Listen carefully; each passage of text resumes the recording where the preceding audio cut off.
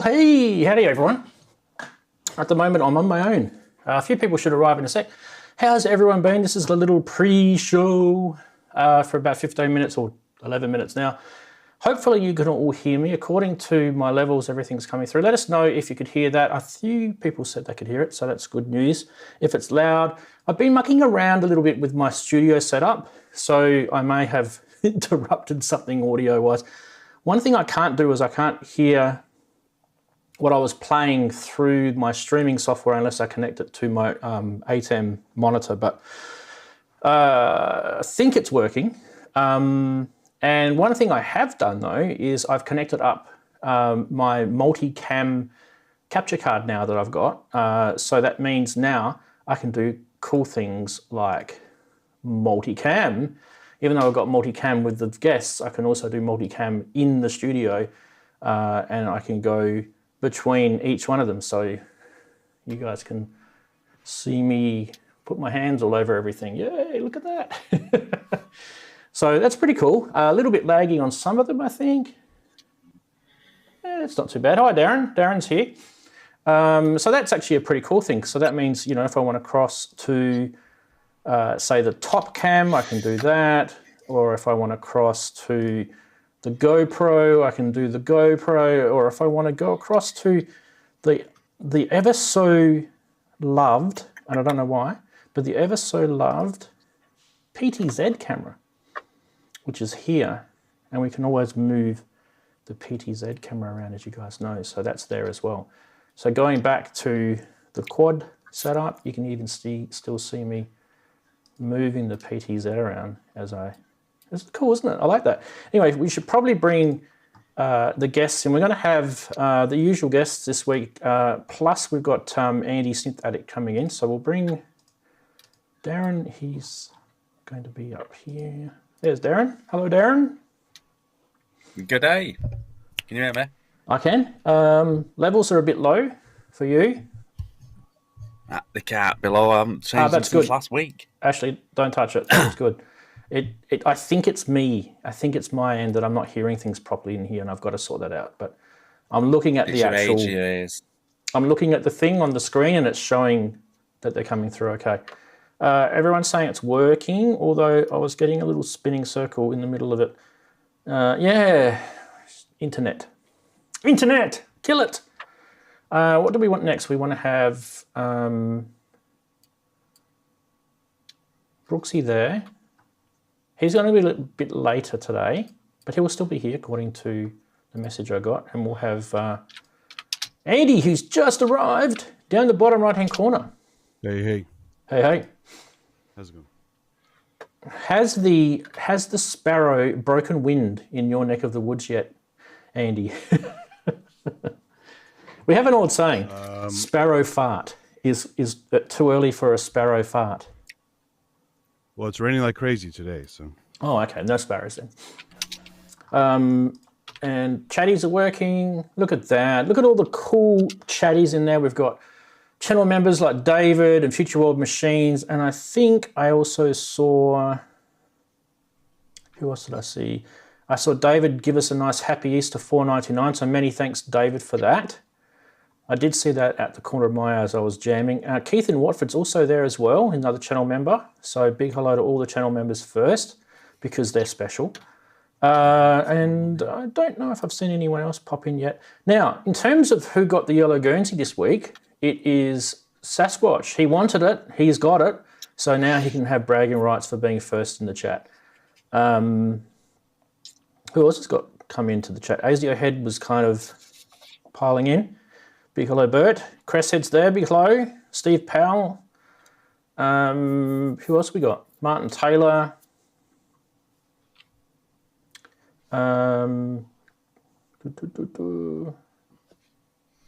Better show that message. It's been hidden for review.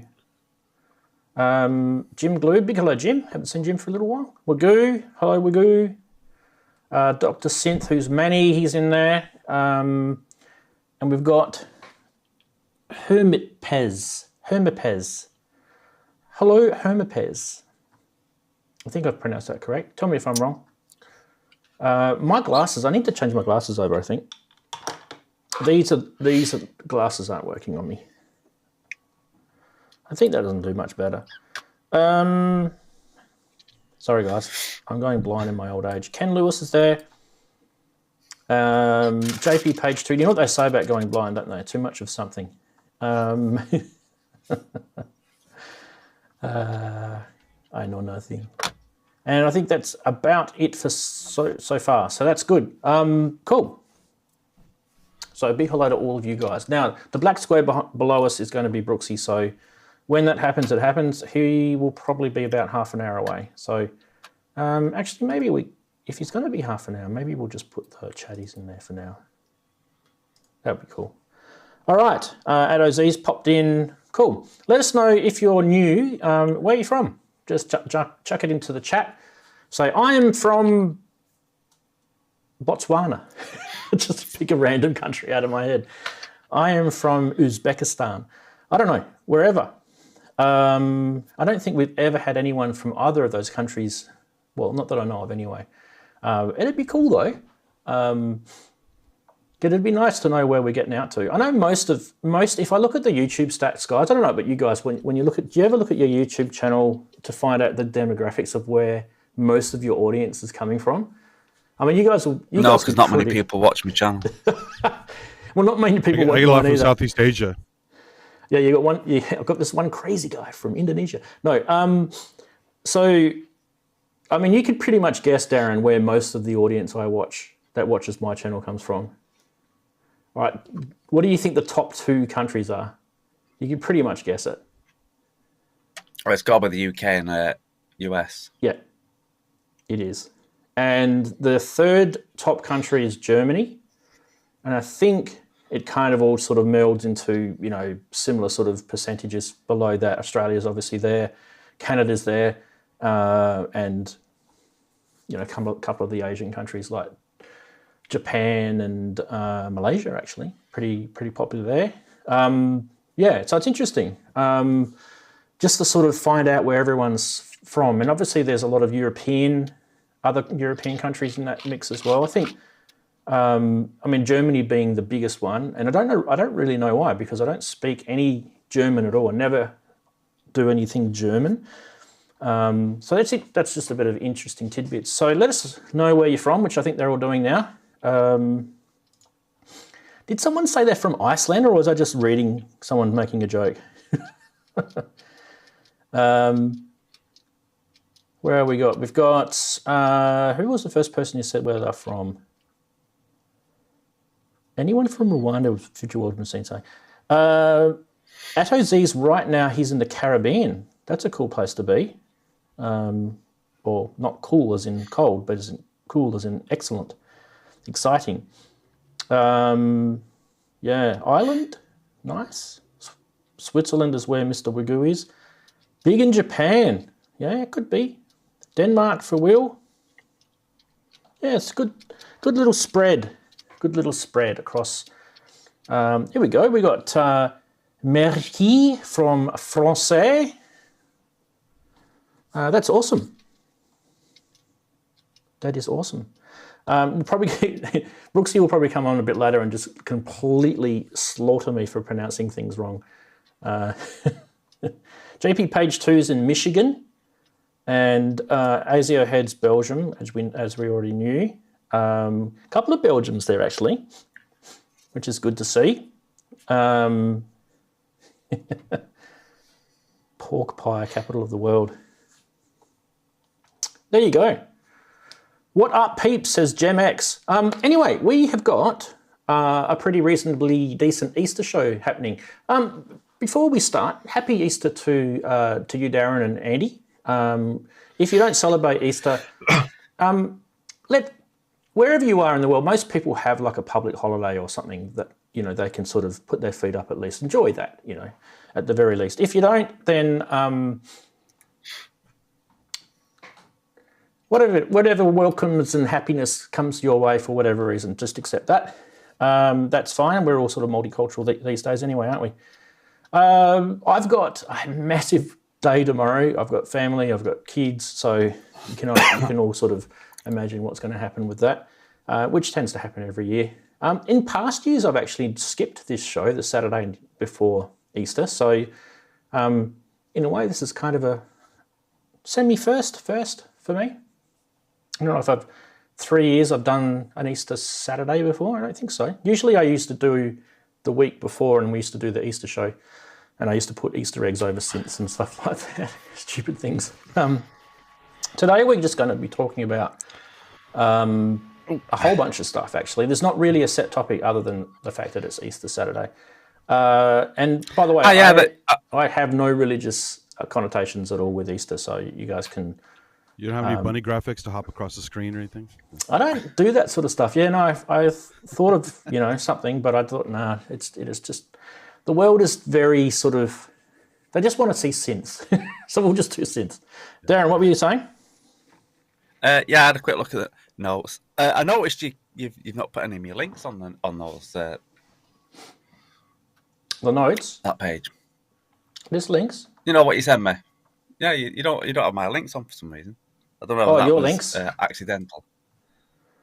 It may be. Not that it makes a huge difference. No, it's going to be fixed. That's for sure. Where's your links? Yeah, your links are down for some reason.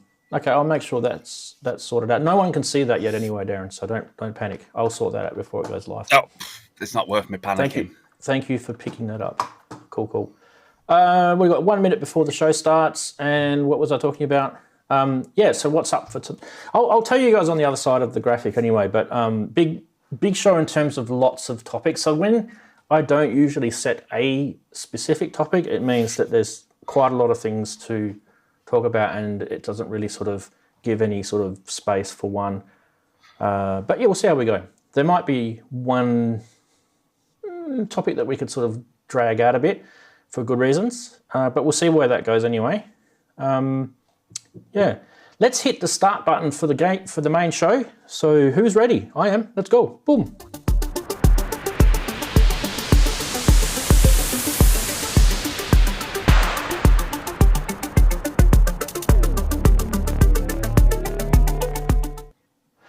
Yes, you have reached the end of the internet where Synth Geekery is a show, and welcome. If you've ever wondered what the end of the internet looks like, it probably doesn't look anything like this at all. But glad you're here, and we've got a big show today. So what I thought I'd do is welcome all the guests, and I'll then sort of slowly let you guys know what we've got coming up. But before we do that, big welcome to Darren. Hello, Darren. How's your week been? Good day. It's been fine. We're warming up over here, so that's all good. Not so cold. Although I think it's supposed to go a bit cooler actually in a few days, so typically said that. But yeah, it's nice and warm. Not too bad at all. Great. And have you got any news, or is it all just sort of cruising along? It's cruising along. Rave's writing a couple of tracks for his second album. And the Echoes album and the Spirit Guide EP and the remixes for everyone who bought the 2121 album will be all around this year. But that'll be for anyone who follows me on Bandcamp. We'll get sort of information of when that's happening and stuff. So, yeah. So quite a few bits going on. But other than that, just a warm writing week. Fantastic. That's good to hear. Good to hear. And it's also nice to have a sort of bit of cool weather my way. So we're kind of swapping over, aren't we? Now, this button here, this one. Big hello to Andy, who's joined us again. How's your week been? How you doing? Super busy. I missed Kent's super fun show yesterday because I was just working like a dog. So turned out it was one of the best shows as I watched some of it back. Yeah, just work. And now it's raining a lot. I may even hear it during the show because it just kicked up a bit. But, we need the rain because California is always close to having a drought. So we need what we can get. Yeah, we do. And anything new in the studio? Any new stuff? Been getting some of those free, you'll probably talk about in the news section, but some of those free plugins I've been downloading. I haven't had a chance to try them yet, but I've been downloading some of the various free plugins, that stringy thing and some of the other cool free plugins that everyone's been talking about. But I'm more of a hardware guy, but I still love the software, especially certain VSTs that I pipe out to loopers and stuff. So I'll definitely try all that stuff. It's just a matter of installing it and having time to fiddle with it. So it's but I'm agnostic. I love hardware, software, digital, analog, whatever. So yeah, you're a lover, not a fighter. yes. Fabulous. Yeah, I don't know if we might get a chance to look at those software things, but there is quite a bit of hardware to talk about today, so we'll probably hit that first.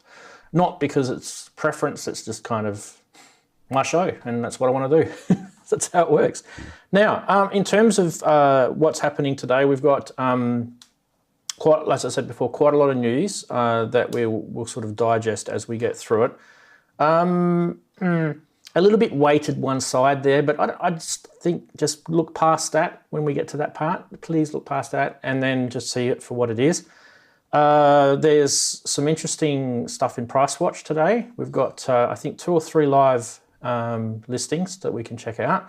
And we have an amazing Name That Synth this week. So you'll find out why when we get to that. So now, speaking of Name That Synth, and I'll repeat this when we get to the segment again, I want to make that segment have a prize. So if you know someone who is a software VST type person, send them my way, and maybe we can give out a free license every week for whoever gets that right, and maybe we can do a prize live on the show, and maybe we can do one as a random draw or something like that for someone to be given that during the week.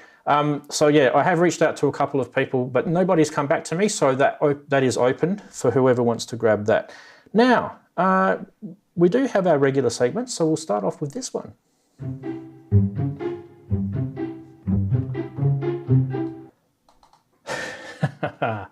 Here we go.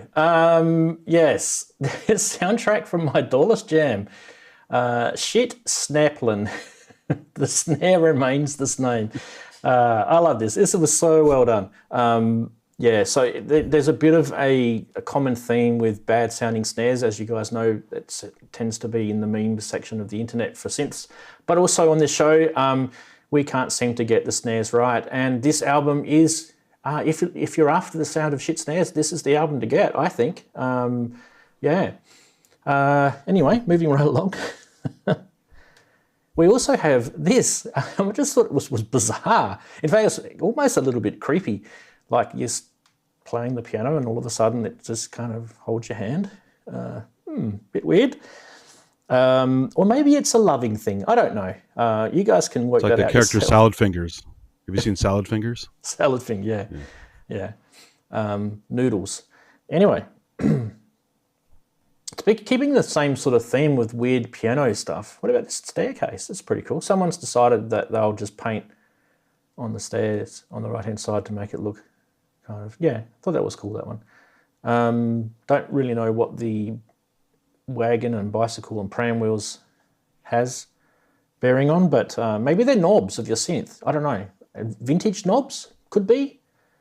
Not sure. And the knobbly bits at the end of the staircase down the bottom there could be the, mod wheel, mod touch plate. I don't know. I'm not really sure.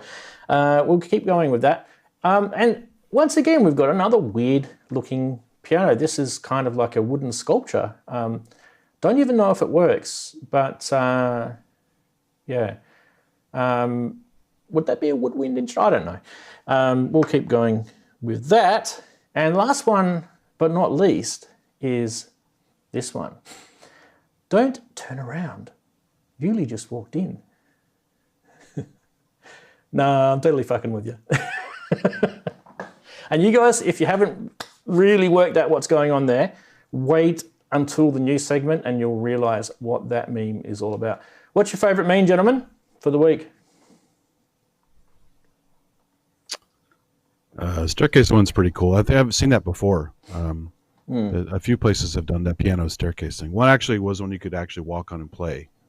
I forgot what that was, but it actually would light up and play. Yeah. What about you, Darren? You still thinking? Still processing? Muted? You're muted. You're muted. Is that better? The better. grand piano one looked quite cool. Very weird. Yeah. Quite good. It'd be good if it actually works. Yeah. I think it was just a sculpture from the caption that I saw it on. But yeah, that one floats about. Sorry, Andy, what was that?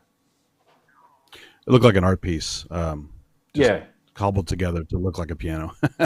Yeah, it definitely was. It was definitely some sort of art piece, sculpture thing. And the chatties thought, ooh, kind of all over the place. Piano stairs, steps, snare. The last one, just Jim Glue, has to be the last one. Yeah, interesting. Yeah. Anyway, we will move right along. Now, speaking of that sort of meme at the end, I think we're going to get to that pretty soon, but we must roll the stinger for the news. Now, this never works for some reason. So always I have to go in and fix it. There we go. Did that fix or not? That didn't fix at all, did it? Manage. There we go. There's literally a spreadsheet that's producing these titles. Okay, starting off with the first one. This is going to be, I'm going to warn you guys, there's going to be a bit of Behringer related products in the news, but please look past that and just look at it for what it actually is. A lot of these products that they are redoing at the moment, they tend to be kind of products that don't exist anymore, or companies that don't exist anymore. Anyway, we won't go into the semantics, but let's start with this one. This is going to be the Kobol, which I guess originally was sort of late 70s that RSF, a French company, brought out. Now, if you look at this one, I'm going to show you a couple of graphics in a sec of the original. This one is modeled, the prototype that you're seeing on the screen here is modeled after the Kobol Expander, which I can't work out whether it's Kobol Expander 1 or 2. There were actually two versions of it. But if it does, that's good because it has similar functionality and layout looking at this photo, and I'll show you. If I go to this photo, you'll see what I mean. So this is the original Expander that they brought out, okay? Now just so if you don't even know what this synth is, this was what the original Kobol synth looked like, right? It was a 2 VCO synth with 24 dB low pass filter, 2 envelope generators, VCA, and a multi-wave LFO. Now, if Behringer do bring this out, which very likely is going to happen, and they did model it after the Expander 2, it probably would also feature a ring mod, a sample and hold, and an envelope follower, as well as a couple of extra VCA and LFO options in it. Now, I don't know if you guys have ever heard one, but if you do want to listen to what one sounds like, one good track would be Magnetic Fields Part 4 from Jean-Michel Jarre, and that has the melodic bass line is the Kobol in that, not the sequence bass, but the melodic bass. And that'll give you a really good sort of feeling of what the Kobol's like. Gents, what do you guys think of that, the Kobol coming out again? I mean, obviously the company doesn't exist anymore, so, you know, it's right for the picking. Well, like you say, I mean, we spoke about Behringer for umpteen, well, we're getting on years now, aren't it? And they're just bringing out everything, and it's good for the new, for new musicians and people who would never have been able to afford the old stuff, or like you say, when stuff's not even available anymore, or hard to find or hard to get, you can now get it, I'd say, pretty cheap as well. Behringer, all that stuff. It's almost like that. They're almost like a load of Volcas in a way that they keep releasing. They're all that same set size, which is brilliant, and they can just continue to the heart's content. I think it's not going to detract from the originals, and it just means that people, especially on the money situation these days, it's just going to mean that I or someone else can get something that probably never would be able to. So yeah. I don't have an issue with it. I don't really have an issue with it now. it's not causing the prices to bomb or anything to the originals. So, in fact, it might even make them go up. So, if you're looking for one, all good. Yeah, the Black Corporation brought out the Kijimi or something like that. I think it was the Poly Kobol clone. The thing about this one, the Kobol itself, it had that variable waveform, didn't it, Andy? I don't know if you've ever heard it or seen it.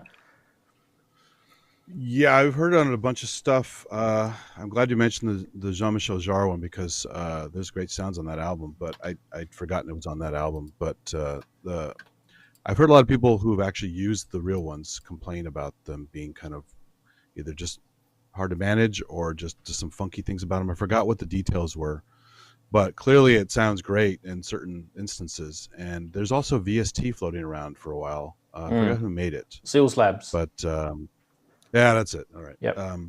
And I think I almost bought it once. I may even have it. Forgot I have it. I forgot. I have so much crap. But so I mean, it's cool that you can still get it.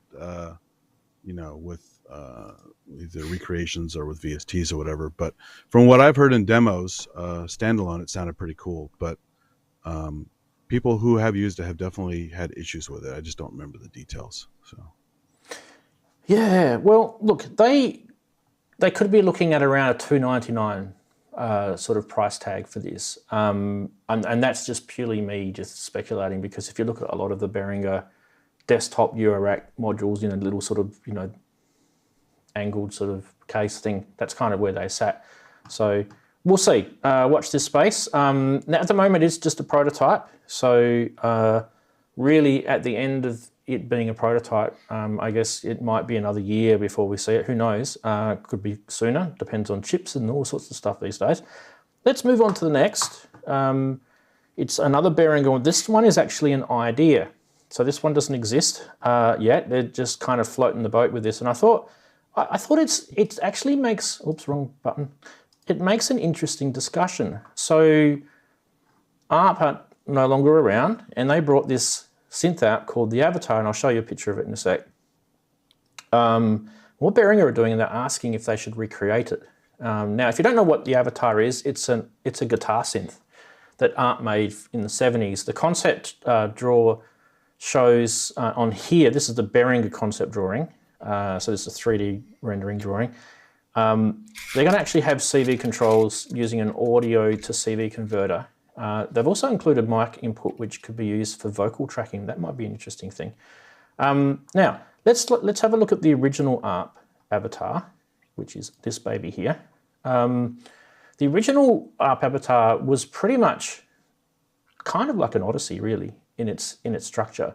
It had two VCOs, it had the 4075 4-pole filter, two envelope generators, one LFO. It responded to an incoming guitar signal using a pitch to voltage circuit. However, unfortunately for ARP, the concept was considered a failure, and many say that's actually led to the company's demise. Now, I don't know if that's true, but that's what's been written on quite a few websites, including Vintage Synth and Wikipedia and a few other places. I think it might have just been a bad timing sort of thing, I'm not sure. But anyway, ARP sold the project off to Chroma, who were CBS Musical Instruments. And many said it was too expensive to own, probably aimed at the guitar market at $3,000. Now, you remember back in the 70s, $3,000 was a lot of cash. However, because it was similar to the Odyssey, many just went with that.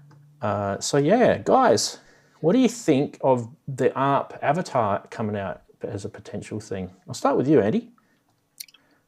I was going to say, if you want to be like Pete Townsend and you couldn't afford a 2600, that would be a good standby, and you still get the ARP sound. And but yeah, it's still pretty expensive. So yeah.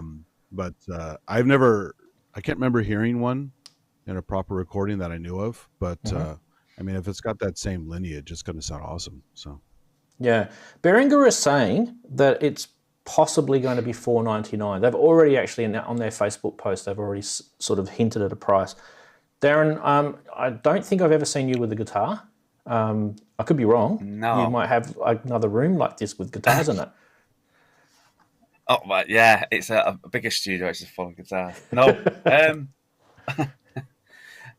I mean, well, I don't really know what to say because I've never really heard it, or I've never really seen one actually. So the only thing I would say is it does look good, and it would go quite well just hooked up here, even if I never use it, just next to the 2600. It looked cool.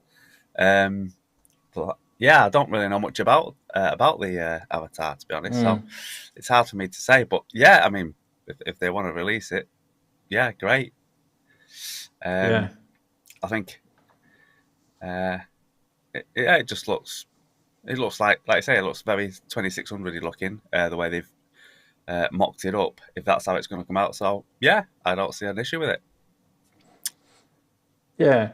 Like I say, I've never really seen or heard one, so it's hard for me to say.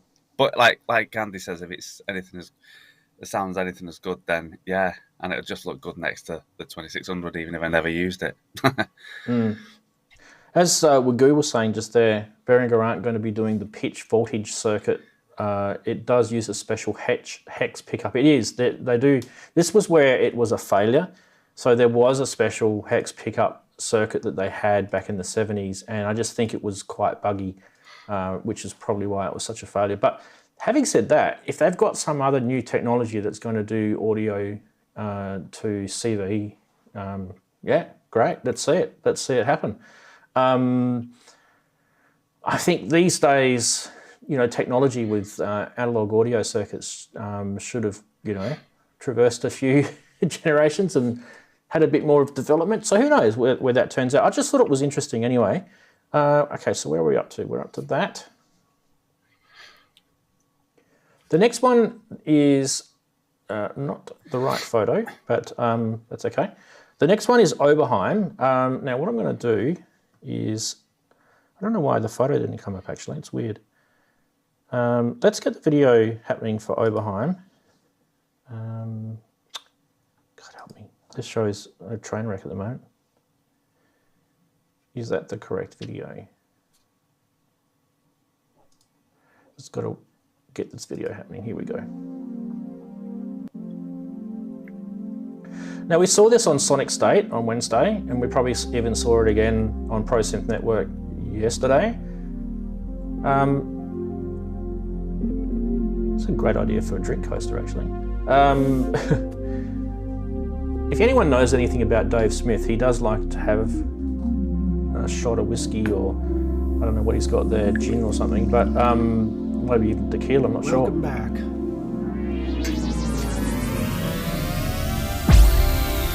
But the good news is, Oberheim's back.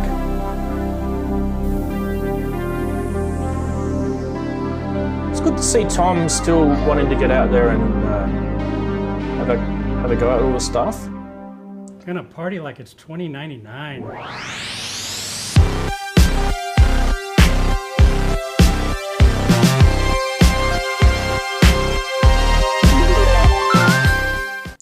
Yeah, so that is cool news. I think for a lot of reasons, actually, that's good news, guys. Number one, Tom's, got such a wealth of knowledge. His products that he made over the many, many years, we'll bring up his website. It actually has a really nice history, the way he set up his website. We'll show that in a sec.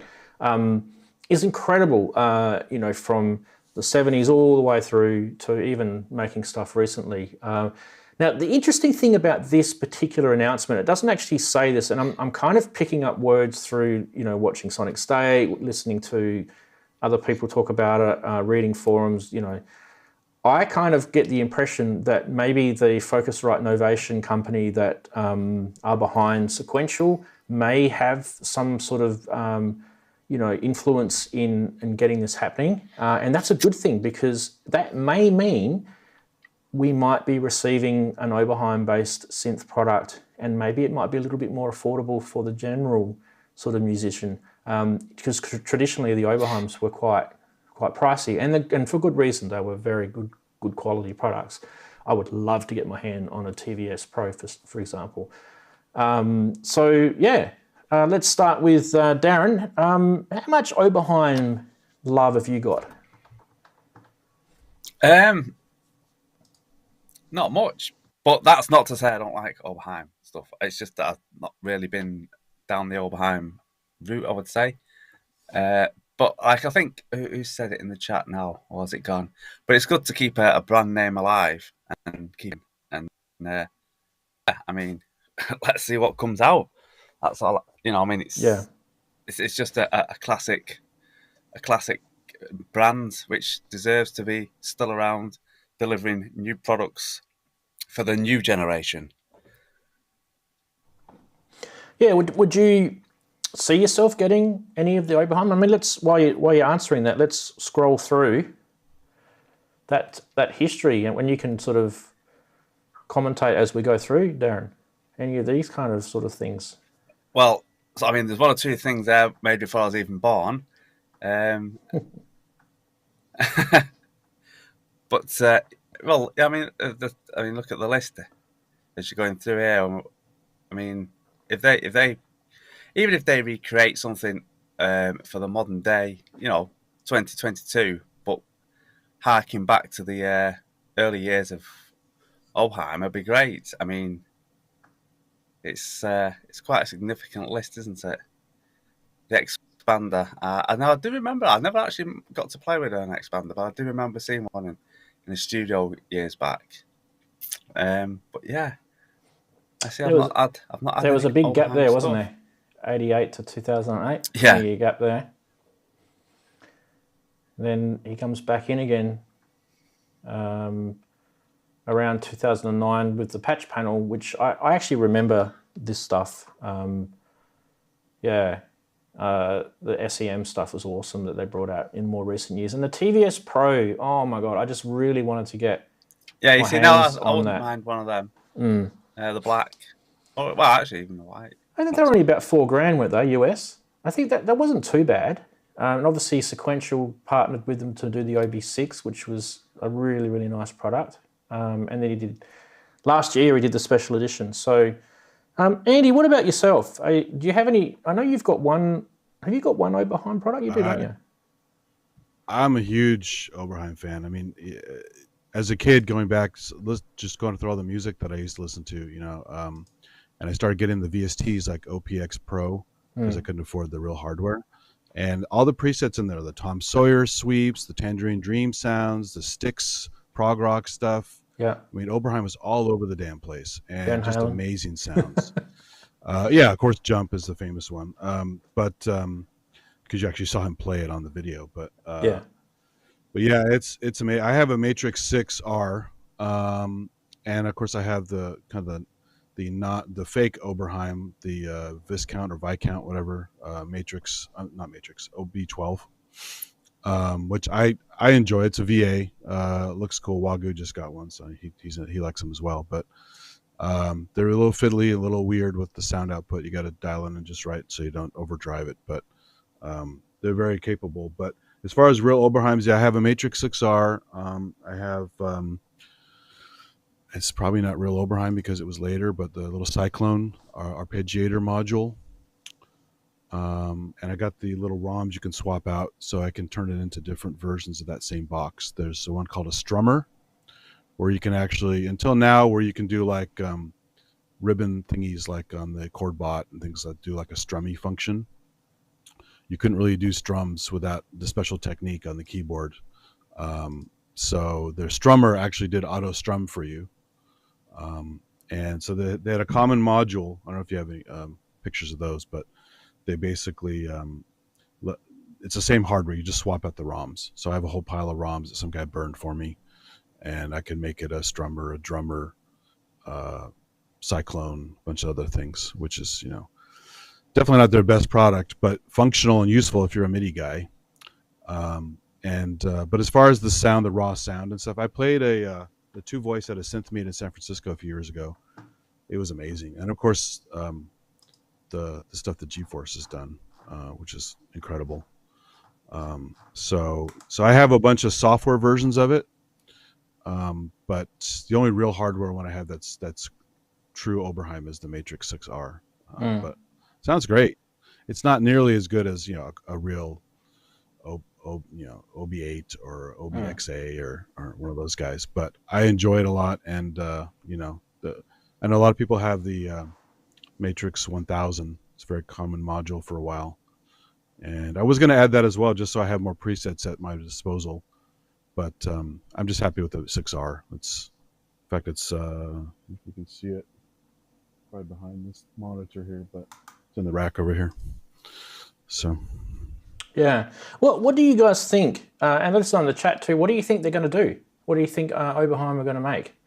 Do you reckon it's going to be a bit of same old, same old? Do you reckon it might be something new? Now, the thing, while you're thinking about that answer, I just want to sort of just chuck another sort of curveball. The thing that was a little bit frustrating for me during the week when the announcement came out is there were a lot of people who weren't able to talk about this because they already know what's happening, because they have NDAs with these companies like Novation, Focusrite, things like that, right? So I'm kind of a little bit frustrated with that because most of those people are the sort of people that usually you'd have good discussions about this, and they were kind of being very withdrawn in the discussion, which is a bit sad. It'd be nice if they made the NDAs a little bit less, stringent, and we could sort of, talk a little bit without sort of getting ourselves into trouble. I don't have any NDAs with anyone, so I'm completely free to talk about anything. Okay. One thing I want to mention too while we're at it is with Oberheim, they has a really distinctive sort of voice structure with those SEM modules, right? And that really kind of is, if you don't have an Oberheim synth and you're a lover of subtractive analog synths, that really is a kind of a hole in your collection if you really want that sound. Even the VSTs and emulators really probably don't get it there. So in my case, I don't have an Oberheim synth. I don't have sequential OB6. I don't have any of the Tom Oberheim stuff or any of the original Oberheim stuff. So I'm kind of, looking forward to this. And if I had a choice, it'd have been SEM, 2-voice, or the TVS Pro or something like that. That would be kind of where I want to go. I mean, don't know if I can afford a 4-voice, but I'd love one. It'd be awesome. But yeah, and I do like. Say though, if you haven't tried OPX Pro 2, that's the later one. If they still make it, it's insanely good because you can listen. You hear those presets. Yeah, I've got that. And you go, hey, that's Tom Sawyer. Hey, that's that song from Styx. I mean, they really nailed it. Now, obviously, it's not going to be identical, but it's a VST. It's inexpensive, and it's close enough, especially if you're doing covers or whatever. Yeah.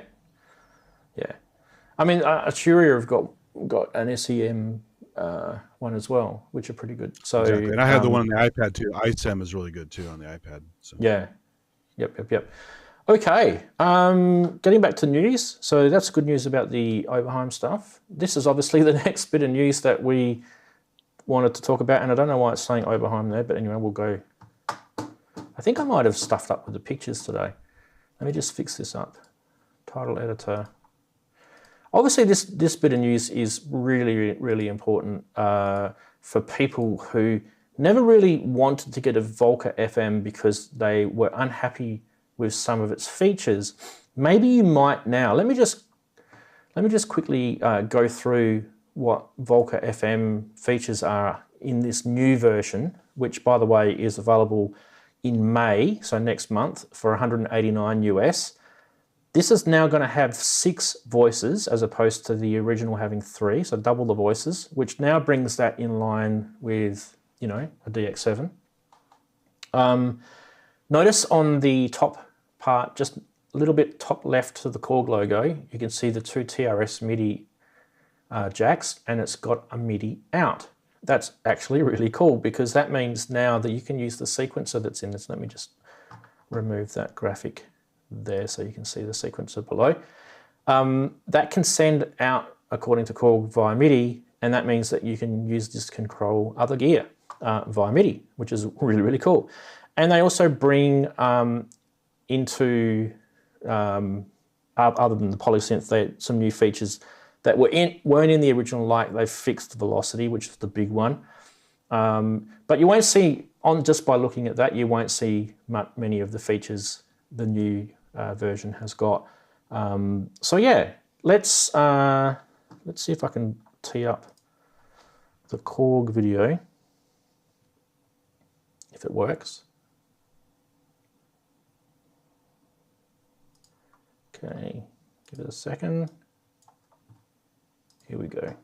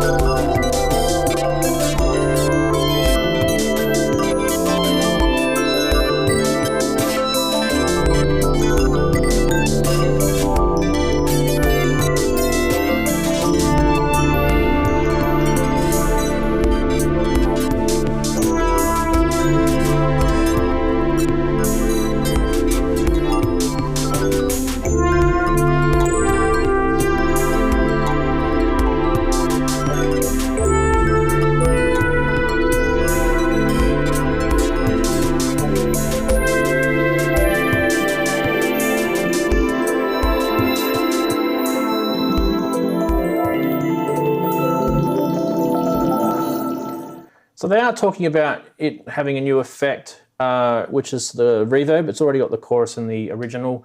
I think they missed a trick there just with it not having the USB connectivity. I think that would have been good. They did that on the second version of the sample, didn't they?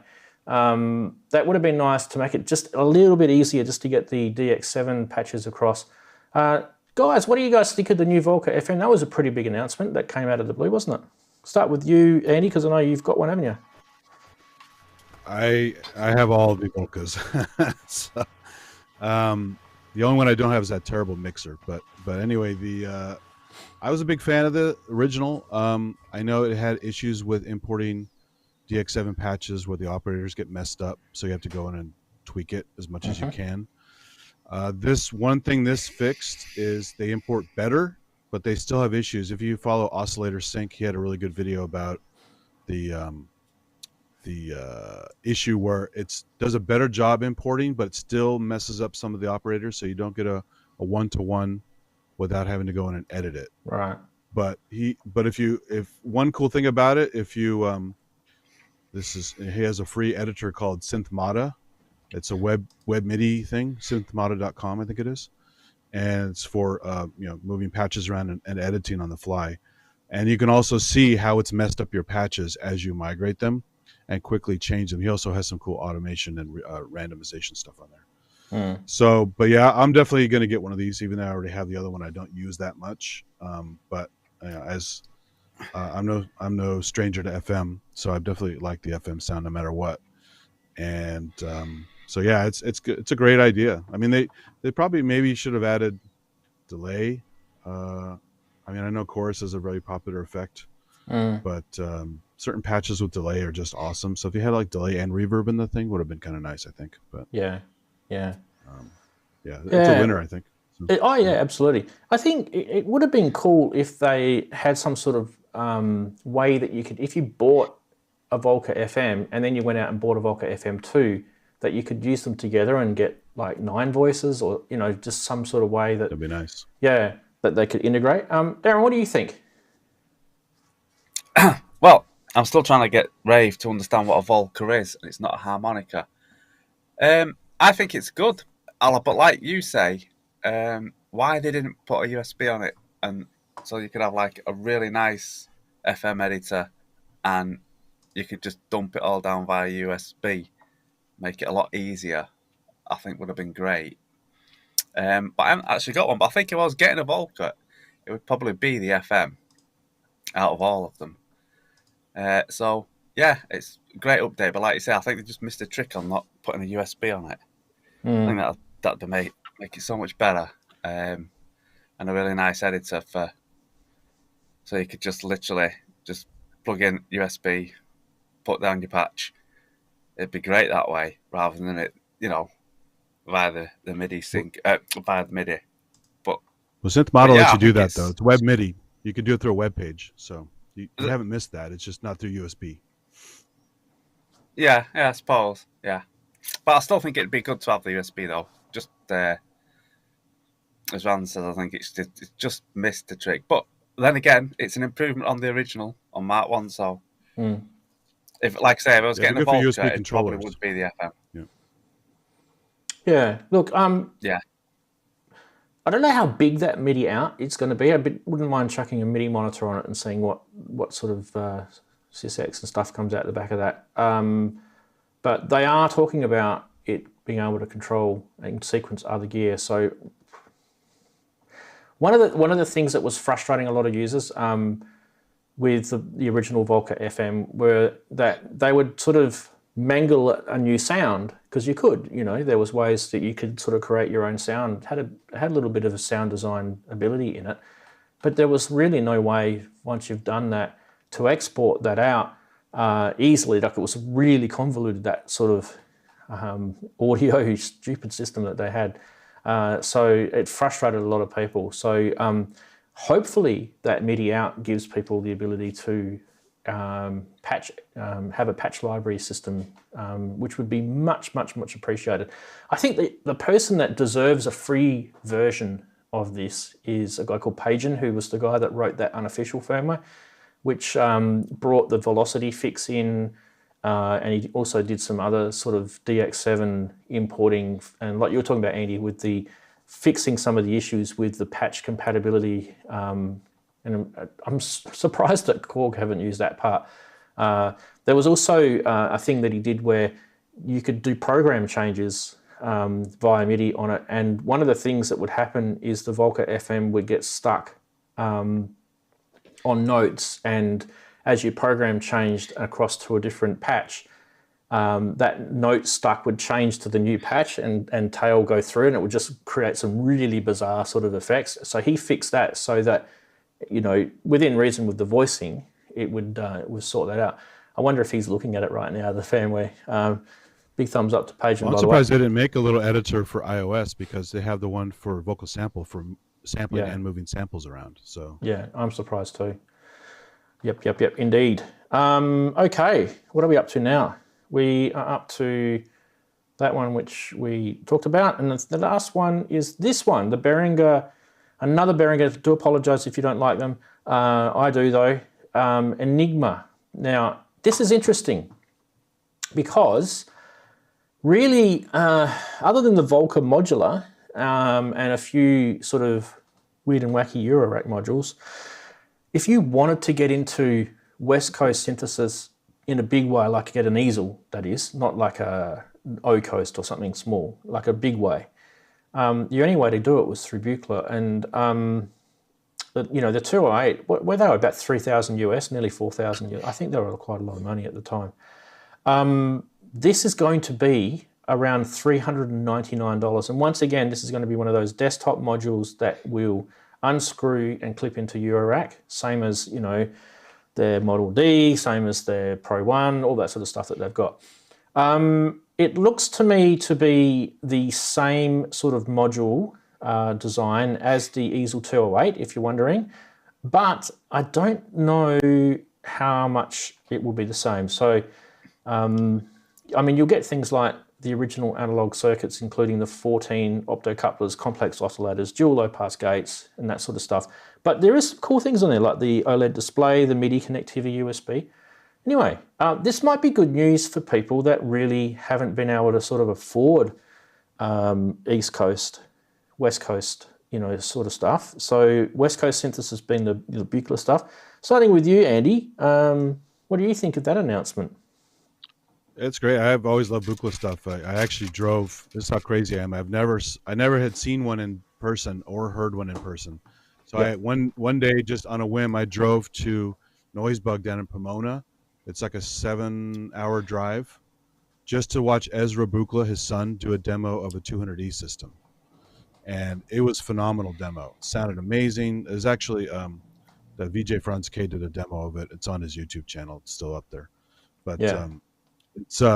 It was a great, it's amazing. I always loved Buchla stuff from going way back. And of course, Cortini's keeping the fire going for Buchla stuff, as well as Ciani. But I have I have a Zero Coast. I have a Pico System 3, which is another cheap way to get West Coast, as well as tons of iOS Buchla-like stuff by Brambos and some other guys, and also the Arturia stuff, which is nice.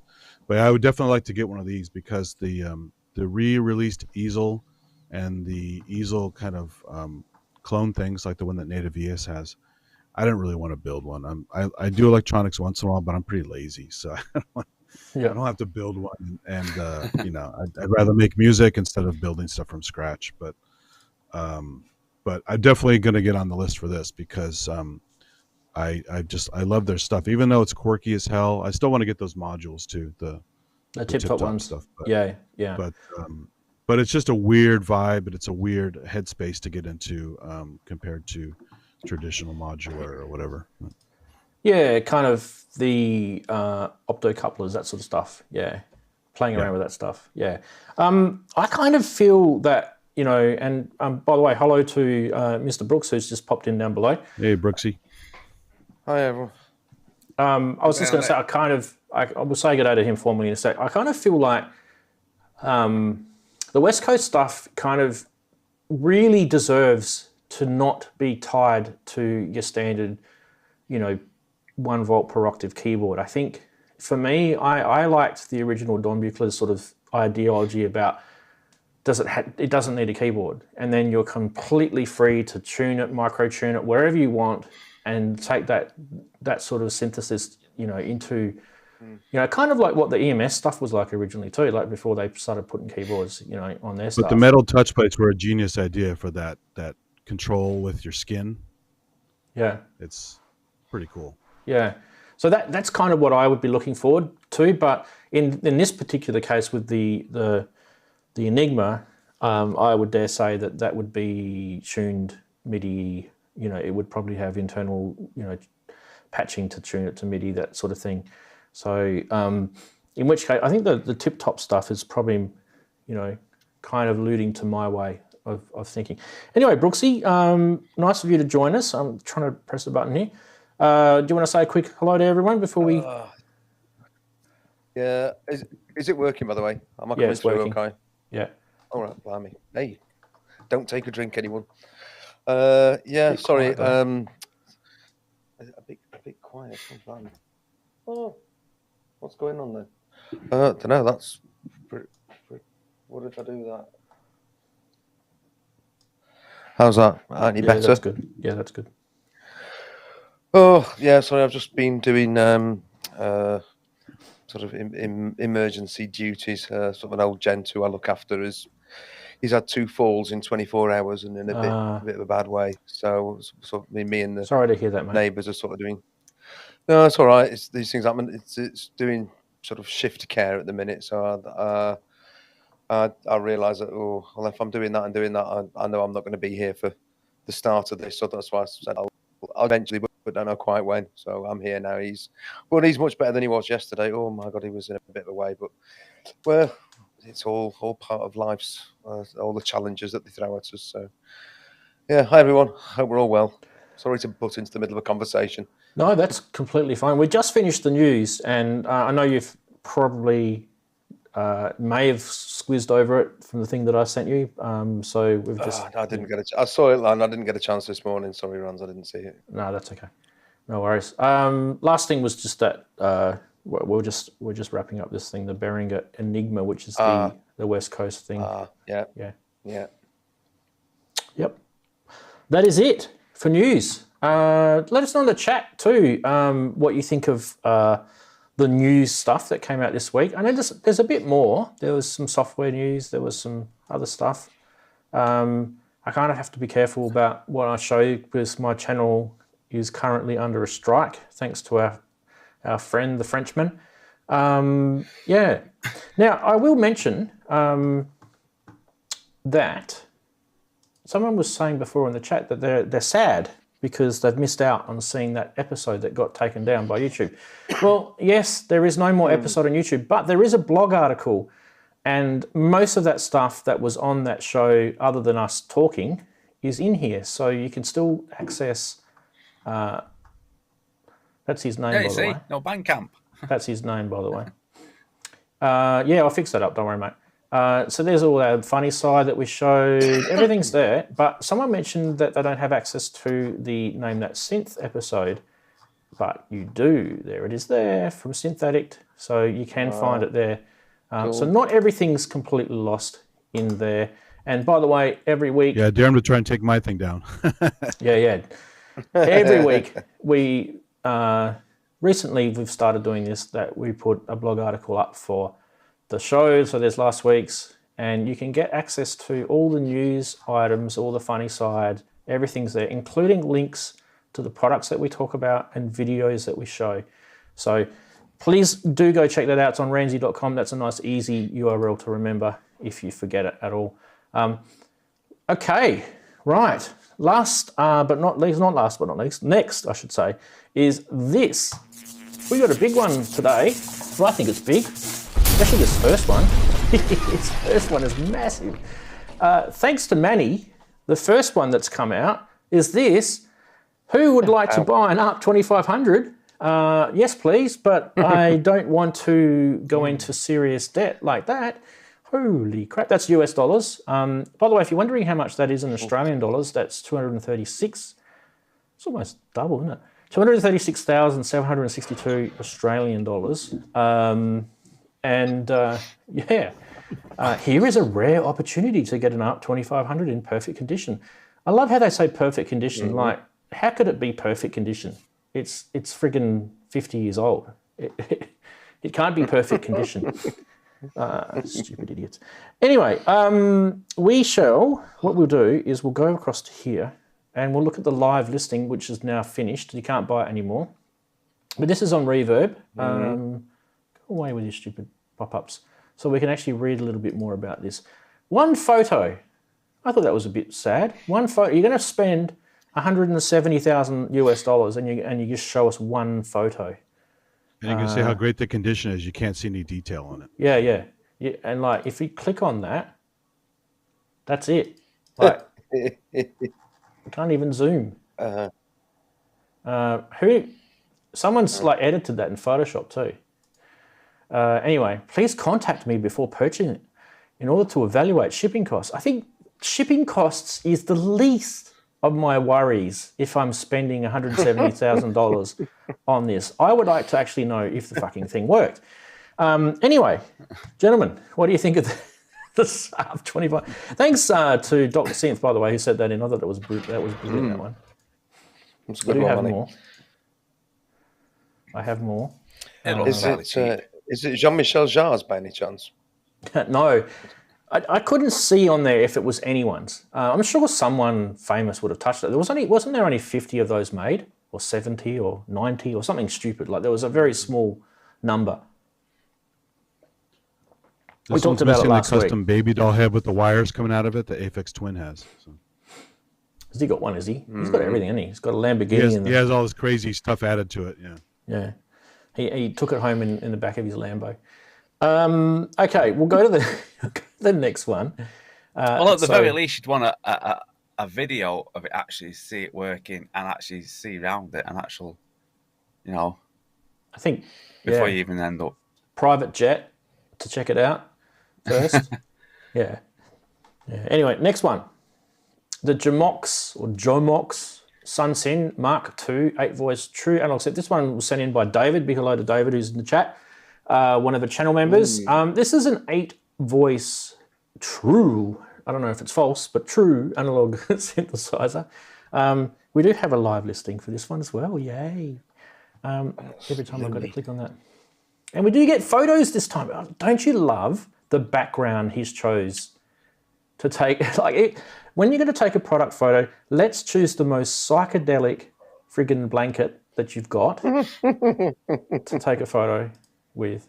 Anyway, that's okay. How much were they new originally? I have no idea. I've never heard of this one. Their most expensive thing has been the T resonator. If you look up the T resonator neuronium or something like that, those are crazy money. They are crazy money, yeah. It's got wooden sides. Yeah, I remember when I wanted one years ago. But I didn't think there'd be this much now. Regrets, I've had a few.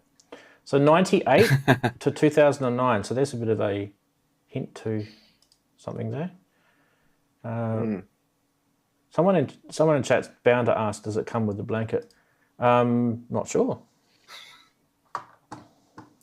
Let me just see if we've got this turned on. I want to play this video that's coming up because I'll probably get a copyright strike, won't I? Yeah, no, I can't do that. Can't do that. I can't do that. I can't do that. I'll get a copyright strike. It's not a YouTube. Bugger it. That's a bit dodgy, isn't it? Why did it go to YouTube like that? Anyway, we'll go back. Shall we go back to the listing and have a little look at the listing? Because this is always fun, isn't it? So I am selling a beautiful Syn Mark II primary synthesizer for Aphex Twin's Syro album. There's another. Aphex Twins are getting a bit of rent from me today, aren't they?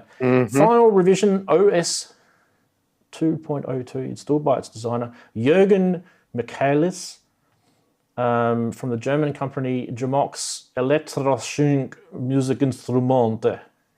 I'm completely butchering that, aren't I?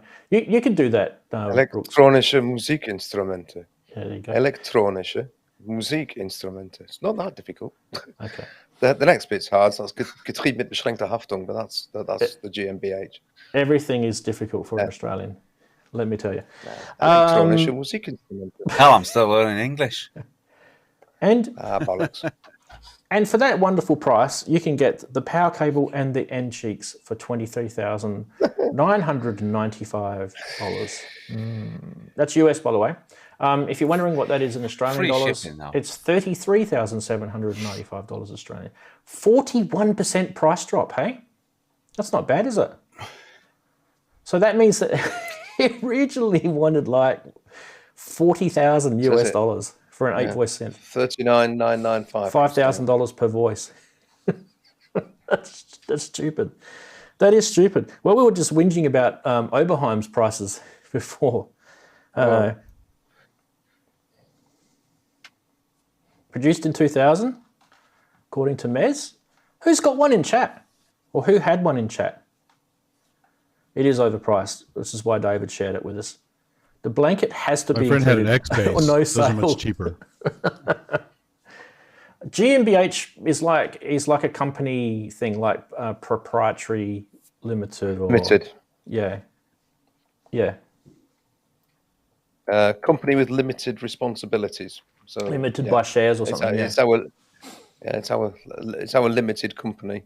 Yeah. Not PLC. Like LLC kind of. Yeah.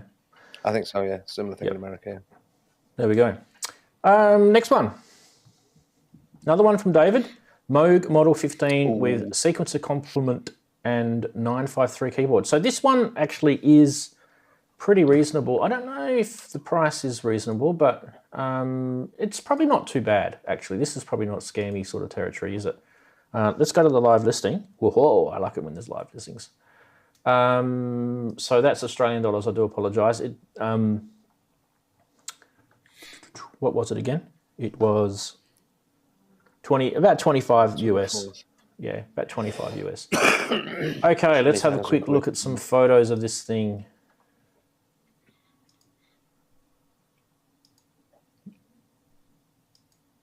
And you're just going to go backwards and forwards. Oh, here we go. There you go. There's the keyboard. Lovely. What a lovely thing. Yep, it's a lovely thing. It's got the controller. There's the 953. Serial number 8. Now that would have to be something. That's a pretty early serial number. Anyway, that might be the reason why it's that price. So, who wants to buy the Moog? Do you want to spend 25 grand US though? That's the question. It's nice, but I'm happy with the Model 15 app. That's good enough for me. Yeah, the app. I've got the app. Well, that's it for Price Watch. What was your favourite? Up 2,500. The Jamox, $5,000 per voice synthesizer, or the Moog Model 15. If you bought all I three, got a question on these 2500 clone modules. How close are they to getting most of that done in modules? I think all of them are out. Ooh, Yeah, all of them are I think out. they've done them, yeah. Yeah, there's only one that they haven't done, which Behringer have been getting a bit of pressure on their Facebook group to do, which is the dual oscillator, which I actually do talk about in my videos that are about to be released. Okay. So, yeah, you can get pretty much all of the modules. I don't have them all personally, myself, because I'm poor. But if you do want to send me them... Anyway, keep trying. Yeah, keep trying. And I can finish my video series then. Right, what are we up to? What was your favourite? I asked. So 2500 or the Jamox or the Moog 15. Moog 15, I think. I mean, as in, I never understand that question. Do you mean which one would we like to have most? Which one do we think is the stupidest scam? I mean, the stupidest can scam say is anything that you Joe like. Mox thing, isn't it? Really? Yeah. That Joe Mox thing. Because I mean, at least the 2500 and the Moog Model 15 are at least desirable. Even the Oberheim stuff is desirable, isn't it? I mean, as expensive as it is. But is Joe Mox really in the same bracket? Really? Not sure. Well, Not Joe Mox was $40,000. Moog, wasn't it? So yeah. Joe Mox is Exactly, kind of like yeah, quasi-MIDI. Yeah, that's something like that. Yeah, I'm not sure really. It's far too much money for that box anyway, from my point of view. I think, who asked me, is it a reissue? Keith asked me, is it a reissue? It doesn't say on the listing. It says that there was only 150, so limited run. Maybe it was the reissue, because that was a limited run, wasn't it? The Model 15 that they did. Not sure. Not sure. I don't work there. Ring reverb. I'll tell you. Ring. Oh, do you like that? Ring reverb. A low number. Spring reverb. Beautiful. Boom, boom. Shh. Right. We are going to go across to this segment.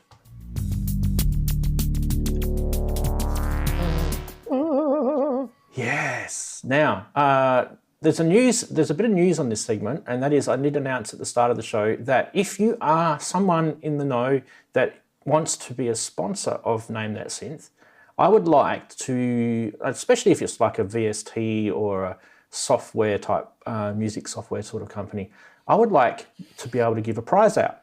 And the easiest way is software, because you don't have to post anything, right? So if you know anyone that wants to be this segment to be sponsored by, because I reckon instead of just having bragging rights that you know, walking around and no one's going to give a toss, if you actually do get something as a prize, I think that'd be good. So let us know if you know someone, put them to me. If not, if you're watching and you are a software type person, definitely be in touch, because I've reached out to a couple of people and so far no one's bit the cherry yet. Well, mind you, no one actually even answered my email, so which is never normally nice. Anyway, Name That Synth, what's it about for you new people that are here watching?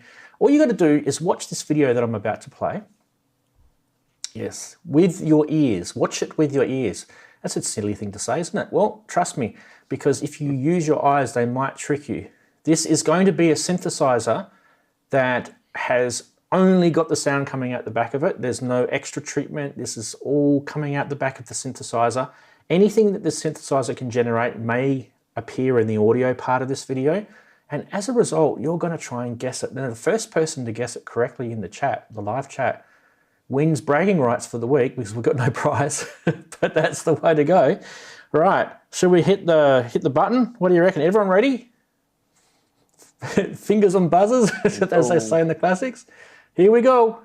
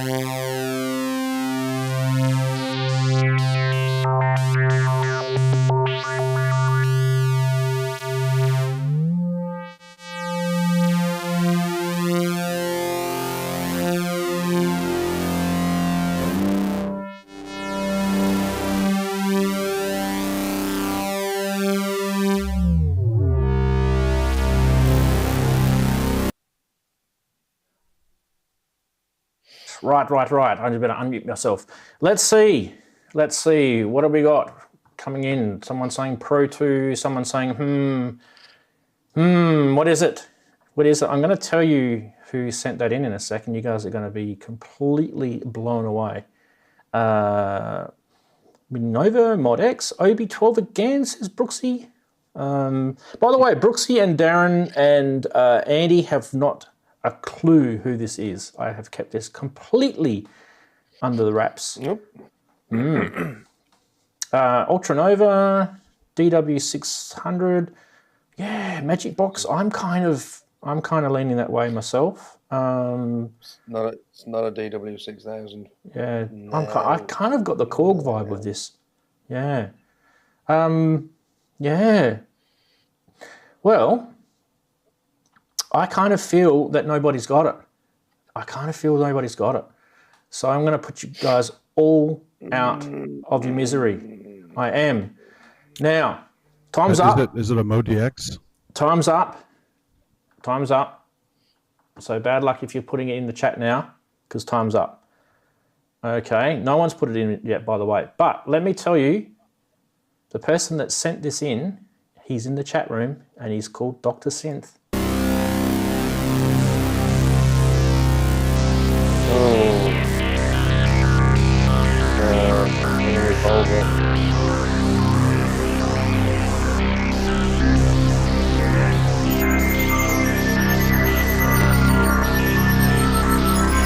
No.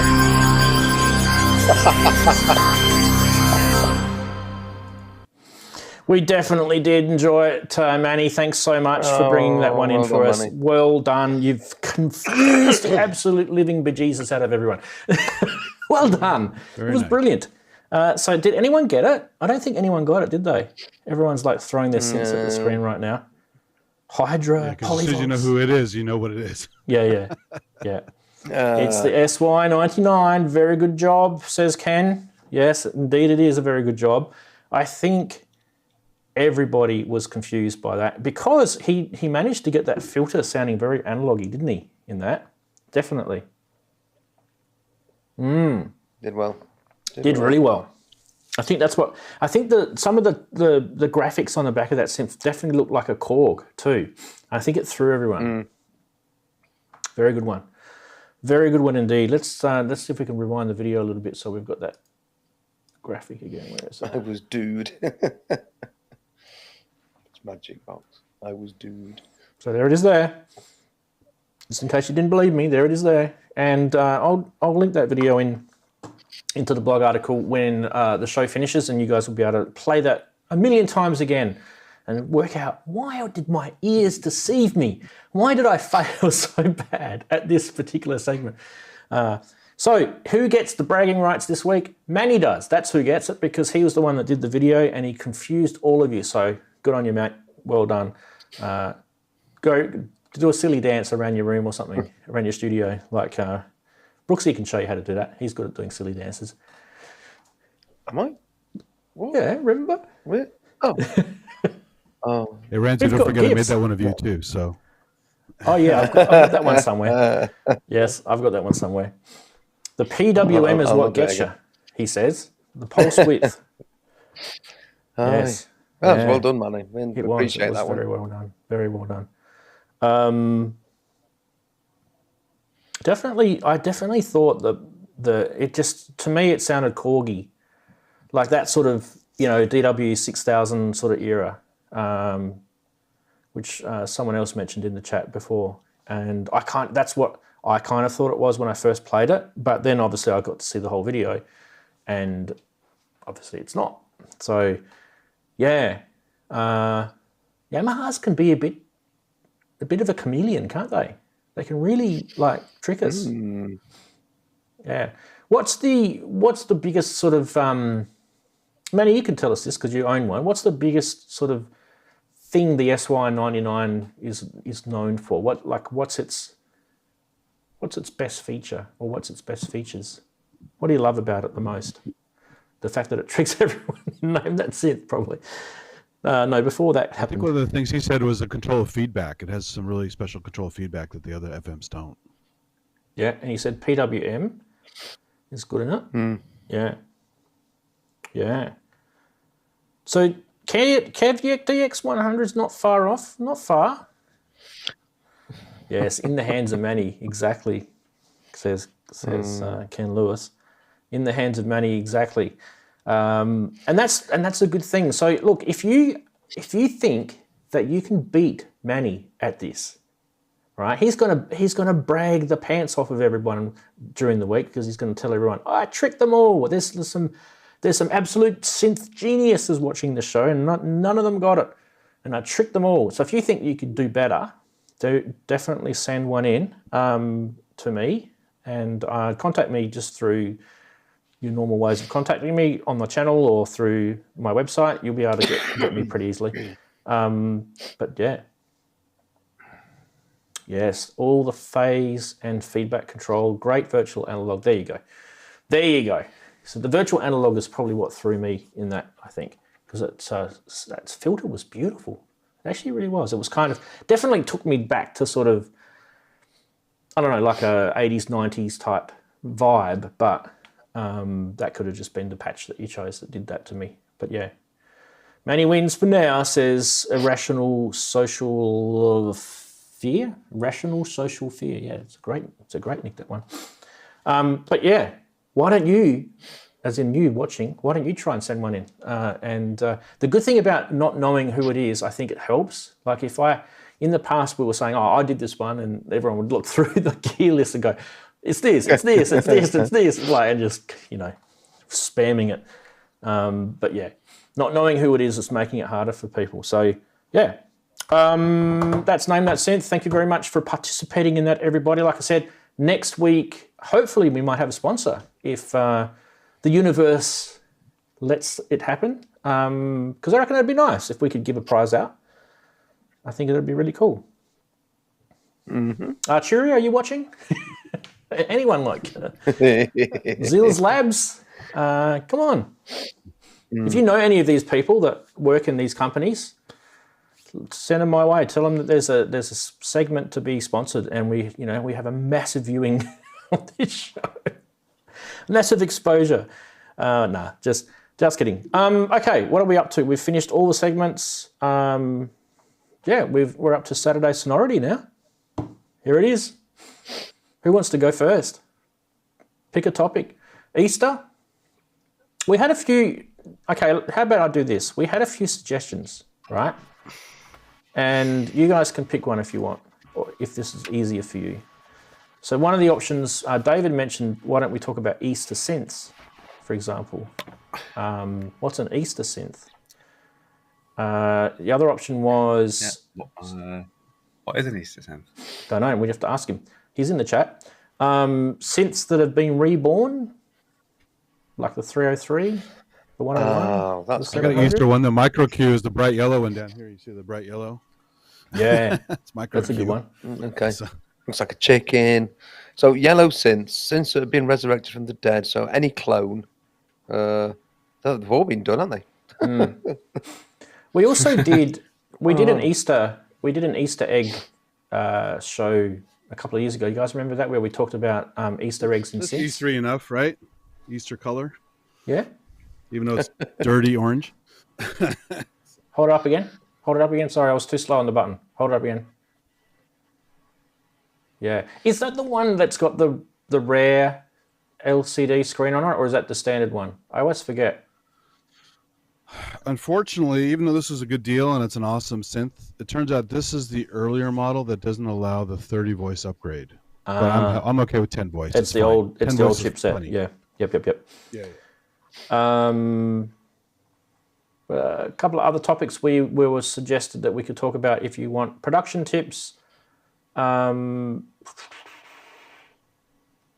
of the topics that was suggested that we can talk about, we can do another show of this, is production tips out of modular or Eurorack. So to be specific. So I think I might actually do that as a separate show, because I think that's actually probably a good one. Okay, let's show you what David suggested as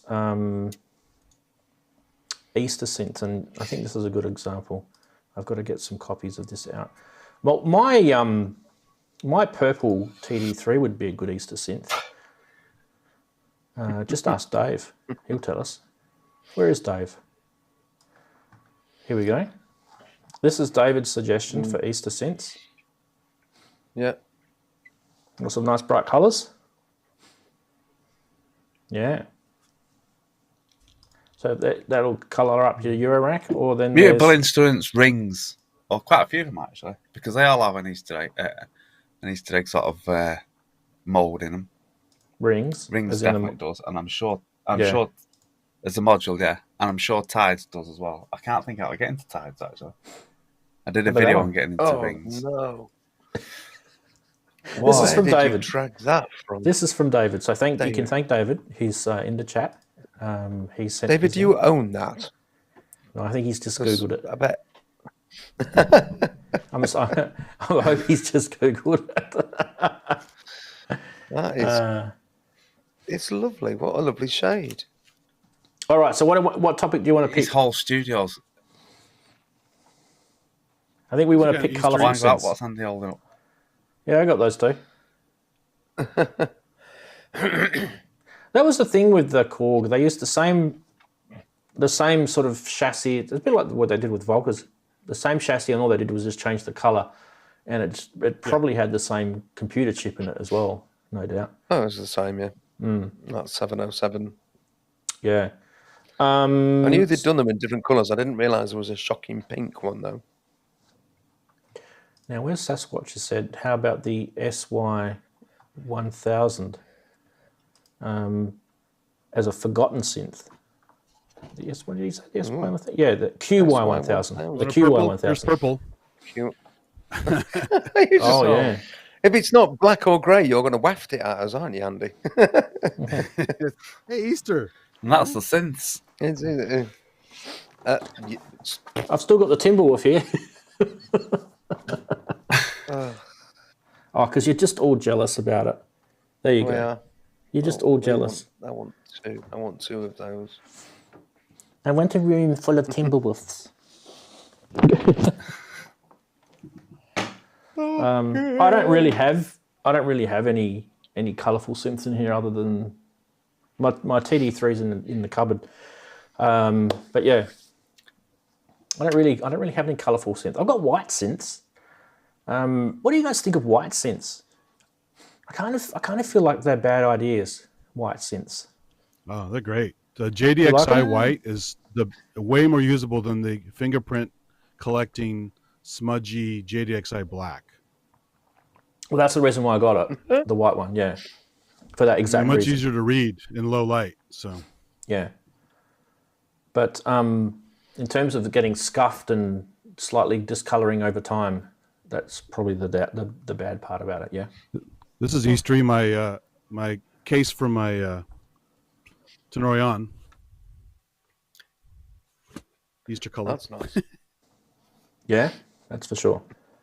So now let me just tee up. I'm going to try and find the link. Sorry. So yeah, what was with the QY1000? What? Tell us about that. I don't really understand what's with that. Can you get a picture of it? Yeah, that's what I'm trying to find right now.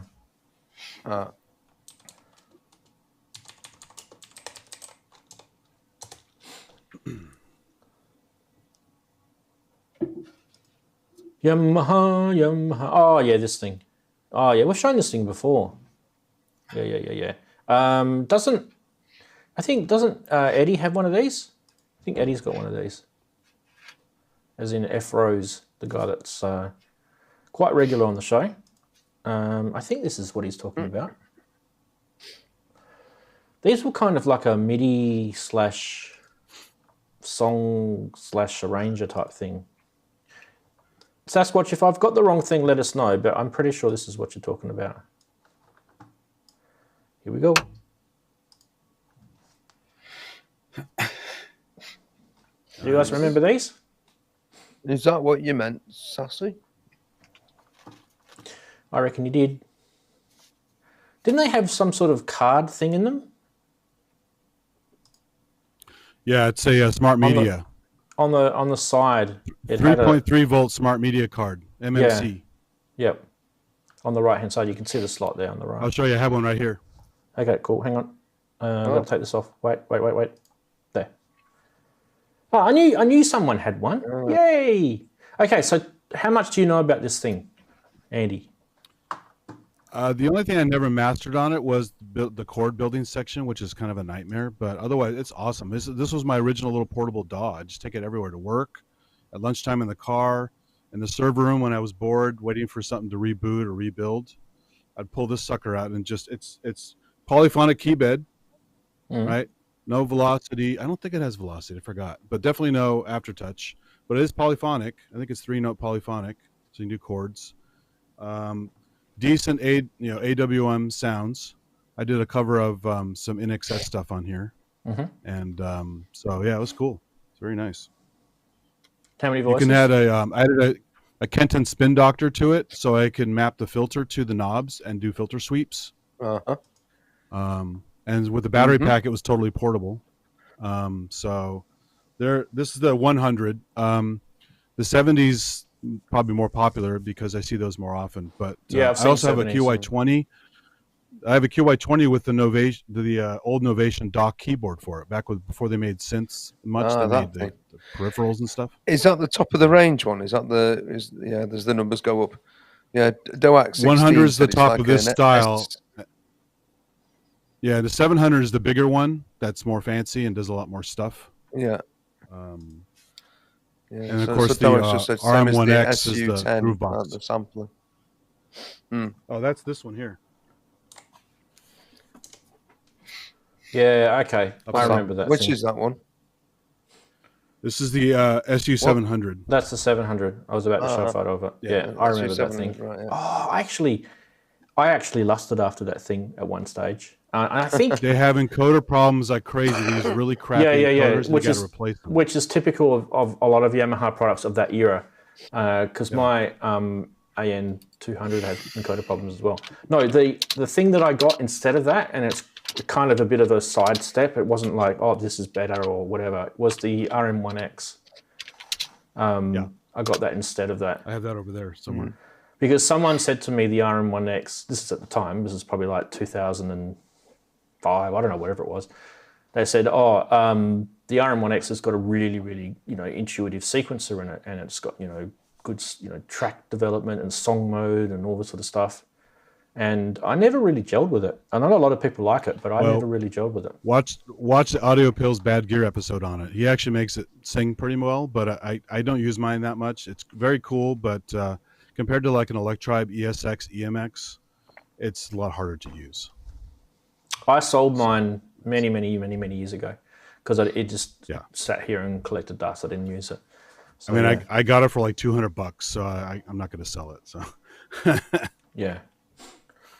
All right, so it looks like we're going to be talking about stuff that kind of went bye-bye. Well, we've done an episode of gear that flopped, haven't we?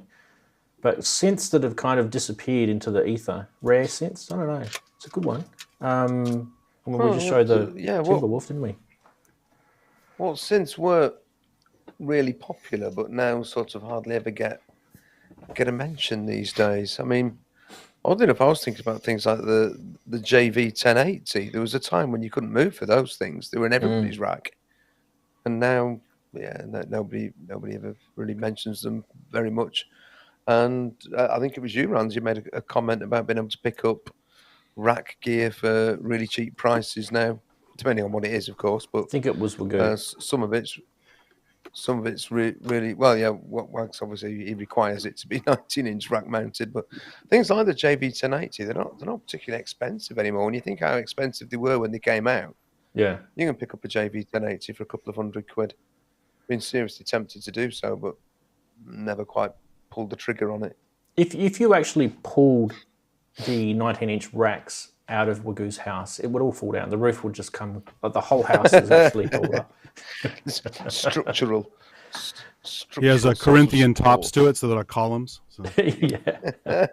No, but it's true. At the moment, there's some 80s rack mount gear going pretty good. So if you're into that sort of older sort of gear, it might be a time to buy. I don't really know.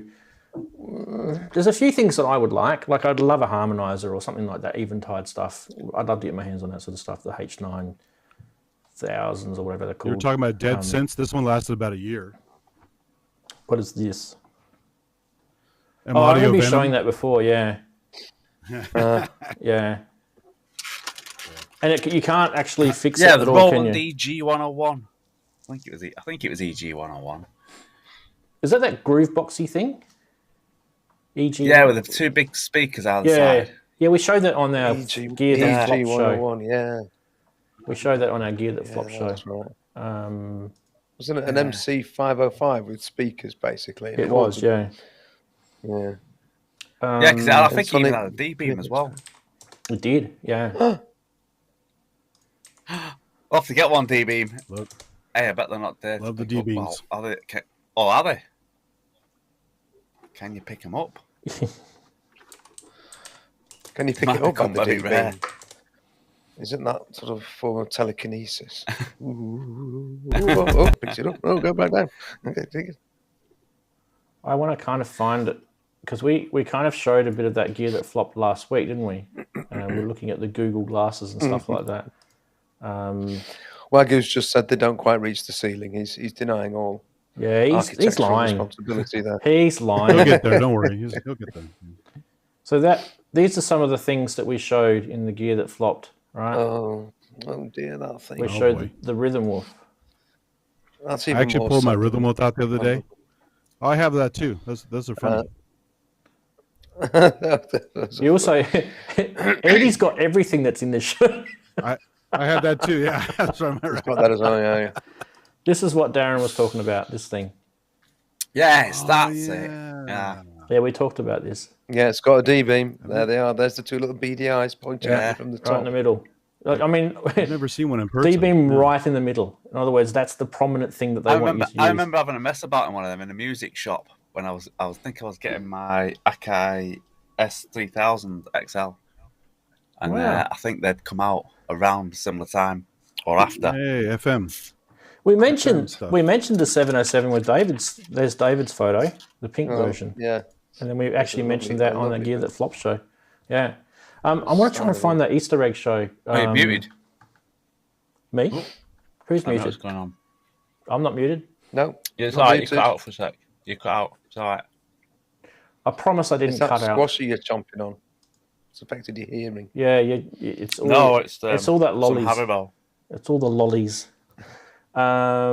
Easter. I'm having to that get some Easter. sugar rush. Been up since before 5. Yeah, that sucks being up since before 5. Oh wow, that was a while ago. This was probably back in the days when we Yeah, a had couple of hours. when we had OBS Studio. Look at this. The blast from the past. This is the Easter egg show. Look at Darren, the top right hand corner there. When he had his camera angle from the side. We had Andrew there. Yeah, it's not. Yeah. Yeah, there's Andrew. Oh, there's a deluge there next to him. Yeah, he's a big fan of the Deluge. Now, I can't remember what we talked about in this particular show, but there was Darren was talking about pots and pans and stuff. That's right. Pots.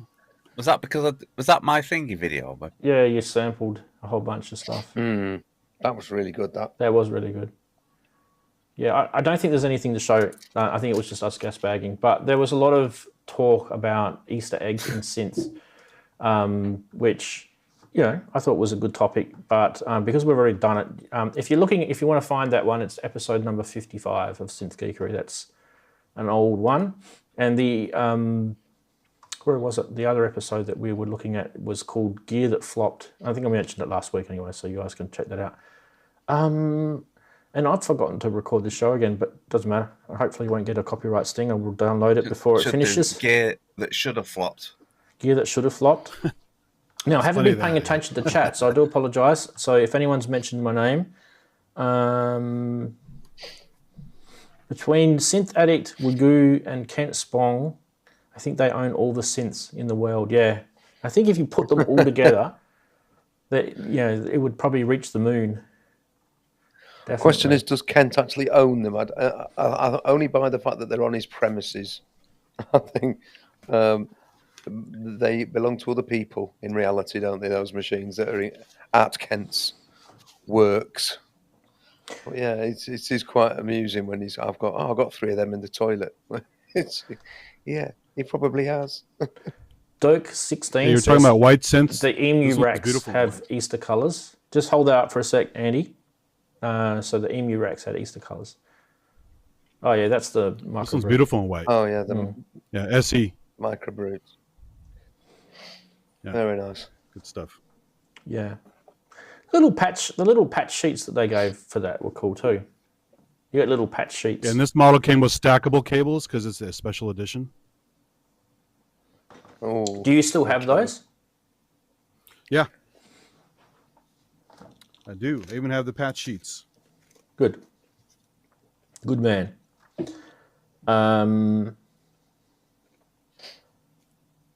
What do you guys think of colourful, like Eurorack? I mean, we looked at the chromatic modules before, right, from Dreadbox, and I've got one. I've got the pink one, Dystopia. I've got the purple one. Yeah, you've got the delay one, haven't you? Yeah. I've got the 4. You got 4 of them, have you, Darren?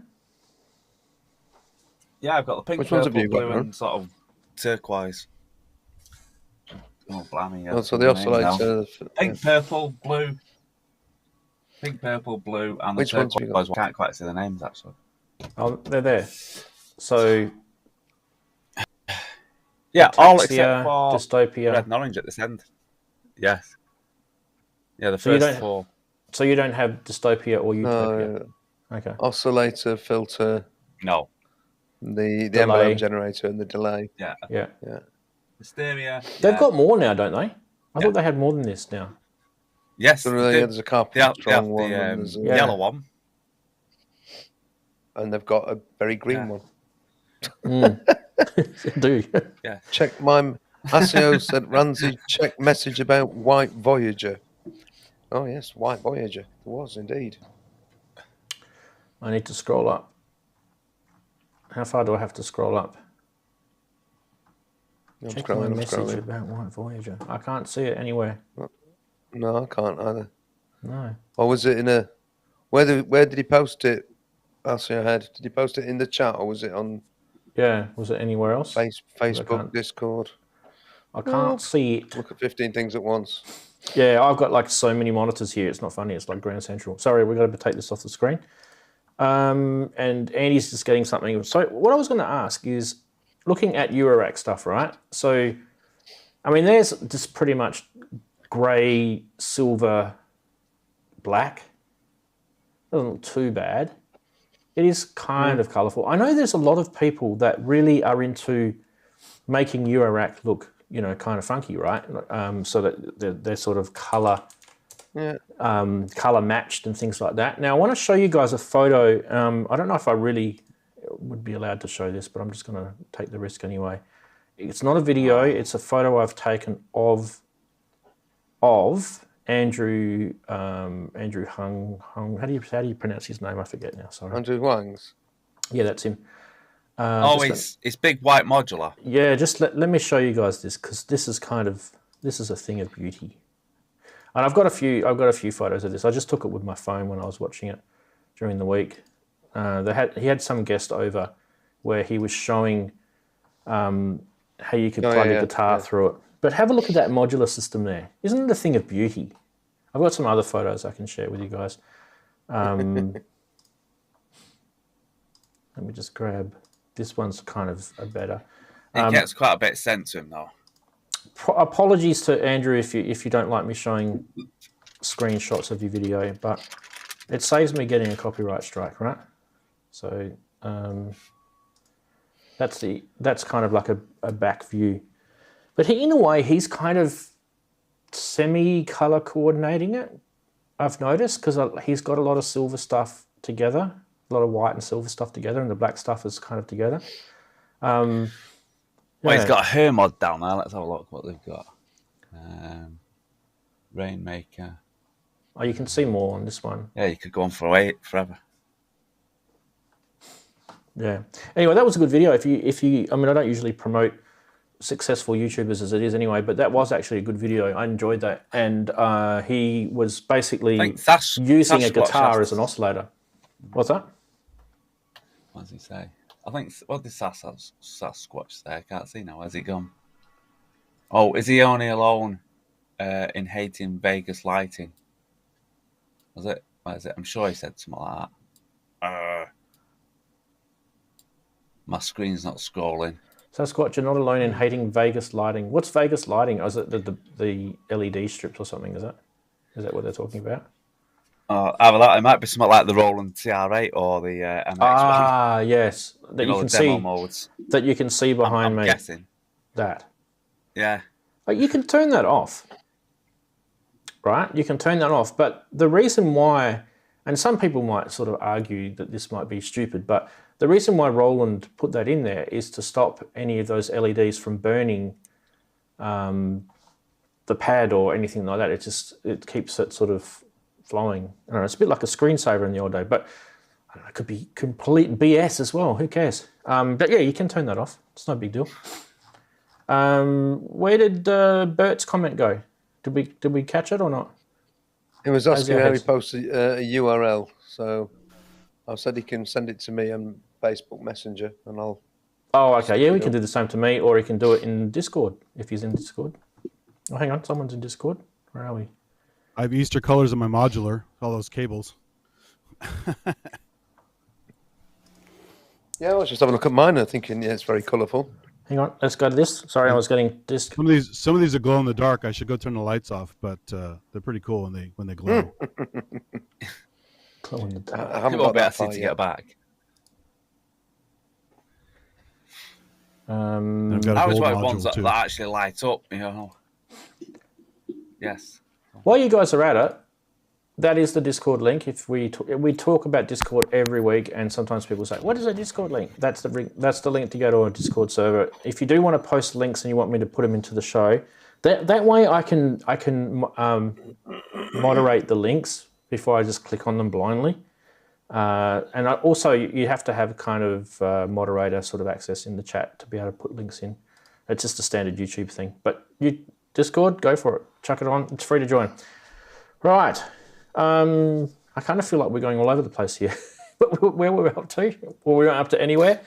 We're kind of just celebrating, it's Easter time. Usually it's a time, I don't know about you guys, but where I live, it's a time where we have a few days off work and we can put our feet up, we can get to play with the family, play with the synths. It's a cool time to do it. Brooksy's just sent me something, so let me just have a check of that. Yeah, I've just pinged you what ASIO Head's just sent to me. I can stick it in the chat here. Okay. Cool. Reverb listing. Yeah, we can copy that in.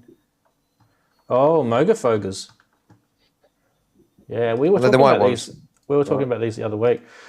I've got one, but I don't have this many. Check this out. This is a good one. This is from ASIO Head. He's just sent us this through. You can buy a Moog Voyager XL and the complete collection of the white edition of all the Mogafogos for, this is an Australian dollar, so it's about, what is that, about £11,000? Geez, that's a lot of money. But that's actually not bad. That is actually not bad, because each one of those Mogafogos is going for about 2,000 Australian at the moment. So when you think about that, it's 2, 4, 6, 7... 14,000 there. I don't know. It's probably about the XL non-white is already pretty expensive, so. Oh yeah. It is a thing of beauty, though, isn't it? It is, yeah. Because we were talking about white David's just synths, said, right? "Holy cow, that's pretty." Except for pretty. It really is lovely. Except his keyboard needs to go and see a dentist and get his teeth whitened.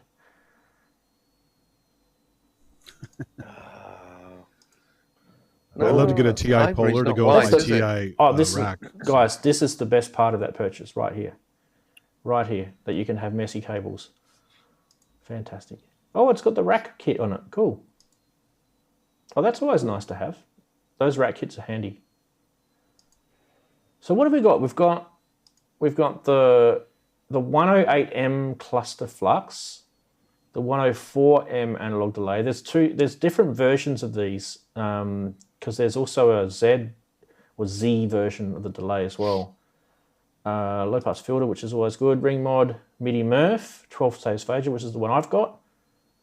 And he doesn't have the frequency freak box or whatever it's called. He doesn't have that. What's that? What did I just hear? Sorry, that was me. I've been messing about with ring mod. Yes, I was playing with ring mod earlier as well. I can't actually hear it, so I'm just hitting the keys going. It sounds like a Doctor Who episode. That's what it sounds like. It does, yeah. It's straight back to late 50s, early 60s, Forbidden Planet. Yeah. Oh, it's just a System 100. I thought, you know what? I've never plugged anything into that ring modulator, so I'm going to do that. It's a good one. So I'm. It just makes nice sounds, and just messing about with second oscillator, moving the pitch slowly, and then sticking it to the phaser. That's nice, and I've made a little sort of sample pack. So modding your ring again, we were sort of like having a bit of a joke about it the other day. Yes, well, it's not again. It's still I've not unpatched it. It's the same thing as I left it the other day. Yeah, it's been my plans for the last couple of days have definitely gone out the window, unfortunately. So. Not had really an awful lot of time for doing anything else, but yeah. Well, what have you got? Once you put that camera on me, I'll pick that up and I'll just go. Yeah, see, that's all nice and colourful. You see, if I can do it around there, it's all very colourful there. Hey, I'll tell you what, that Euclidean circles when you switch it on is mental. It goes right through the whole spectrum of colours and then back to that. It's great. So yeah, sticking all your nice colourful cables in, all very lovely. There we are. With your ring mod, have you got both your oscillators going into that and one's modulating the other? Yeah, both. Yeah, that's right. Yeah. I tried to work out how to do it. Oops, I've got a different angle. What? Now you've mucked your camera up. Look I tried. That the bloody camera. Yeah, I tried to work out how you did it from the noise and this and then I thought, well, I can't get a bloody sound out of it. Oh, the other thing that when I first started doing it. I'd got the key step powered from the MPC. It was plugged in via USB, and nothing was plugged in. No audio was plugged in at all. I was thinking, and every time I hit the key, I was getting this very high pitched whine. It really had. I thought, what's on earth's going on? Where's that coming from? There's no audio coming out. I unplugged all the audio. I could not take that. And I suddenly thought, I wonder what happens if I power the key step from an adapter rather than from the MPC. Yeah. And straight away, that noise disappeared. That bloody USB power. It's a menace. Yeah. So I don't get it at all. No problem at all. If the key step is playing the MPC via sort of USB MIDI. But if you then take the CV outputs and plug them into the modular, then you get that high pitched noise. Yeah. But you don't get it if it's being powered from an external power supply. Now thinking this is mad. It's lazy engineering. It's That's annoying. what it is because the power circuits that they're using to power the CV at the back aren't isolated. They're just using really, basic power circuits, and really it's disappointing. It's a big, huge issue is that USB power problem. It's never going to go away until people stop making crappy products. What I was going to say, we were talking about that. I was going to say something about. Lost my train of thought. About the Moog and the ring mods and all that sort of stuff. I went off on that tangent. I'm sorry. No. There's another white synth that's nice. It's actually more of a workstation, but. Oh, I know what I was going to say. Okay, so you go first, and then I'll say what I was going to say. Yep. Oh, M3. I've got one of those. Does your screen work on it? It's awesome. Yeah, this is the expanded one with all the goodies in it, and I also got the board inside of it for the radius. You got the radius expander? Cool. Yeah, I've got that too. So, do you have the memory expansion in it too? Pretty much everything. Mm-hmm. A bunch of samples added to it, a bunch of other crap. So yeah. It's a really, really good. I never could afford an Oasis, so this was good enough. So No, but honestly, that synth is so powerful. It's like 128 voices. It's huge. It's huge. And when you start playing with those sliders, goes off the rails. It's really cool. Yeah, and the sequencer and the sampler in it is actually really good too. And it's nice having the super arpeggiator in there with all the fancy stuff. You know, the what do you call that again? The fancy engine, the arpeggiator engine. Starts with a K. Karma. That's it. Yeah. Karma. Yeah. Good stuff. Yeah. Okay. So was that a Korg thing that you just wafted around? Yeah, it's a module. Korg N3. Yeah. It's a module, but it also comes with a keyboard as well. I can show you. I can show you mine in a sec if you like. Anyway, they skipped the M2, went right to M3. So they did, yeah. M1 to M3, and the M3 is massively different to the M1, by the way, too. I wanted to show you one thing that Andy, you were talking about when something was doing a weird noise. That's where I was going to go with my thought. Oh yeah. So I was mucking around with this filter amp module here, right?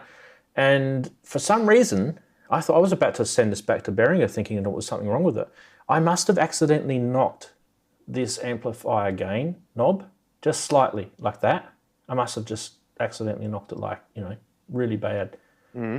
And if you just have it off bottom, so there's the bottom there, if you just have it slightly off bottom, you'll get sound coming through, of course, because it's amplifier gain, right? It's like it bypasses your VCA, of course, right? And I was getting these stupid sounds coming through this thing, and I thought, what is wrong with this circuit? It's like it's crap. I can still hear things, and I'm not supposed to. The gate is off. Why am I still hearing stuff? So, and it took me a while to work it out, and then little tiny things like that can just do your head in. And if that was in a massive rack with modules above and below and left and right, that would have been a nightmare to find. Before I forget, another good Easter thing is the Ira line with the green. I don't have them here; they're off camera, but all the green Ira stuff. Well, there's one there. Where are we? There's one there. One there. And then one above it. And then there's a TR8 there. So there's three just in that spot there, right? In fact, you can even hear it. There you go.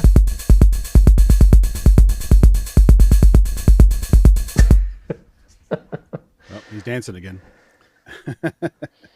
Why not? That's what we make music for, isn't it? Guess what? Another GIF? Yeah. Let's do it. Why not? Chatties. Sorry, I've ignored the chatties. There they are. Aren't they amazing?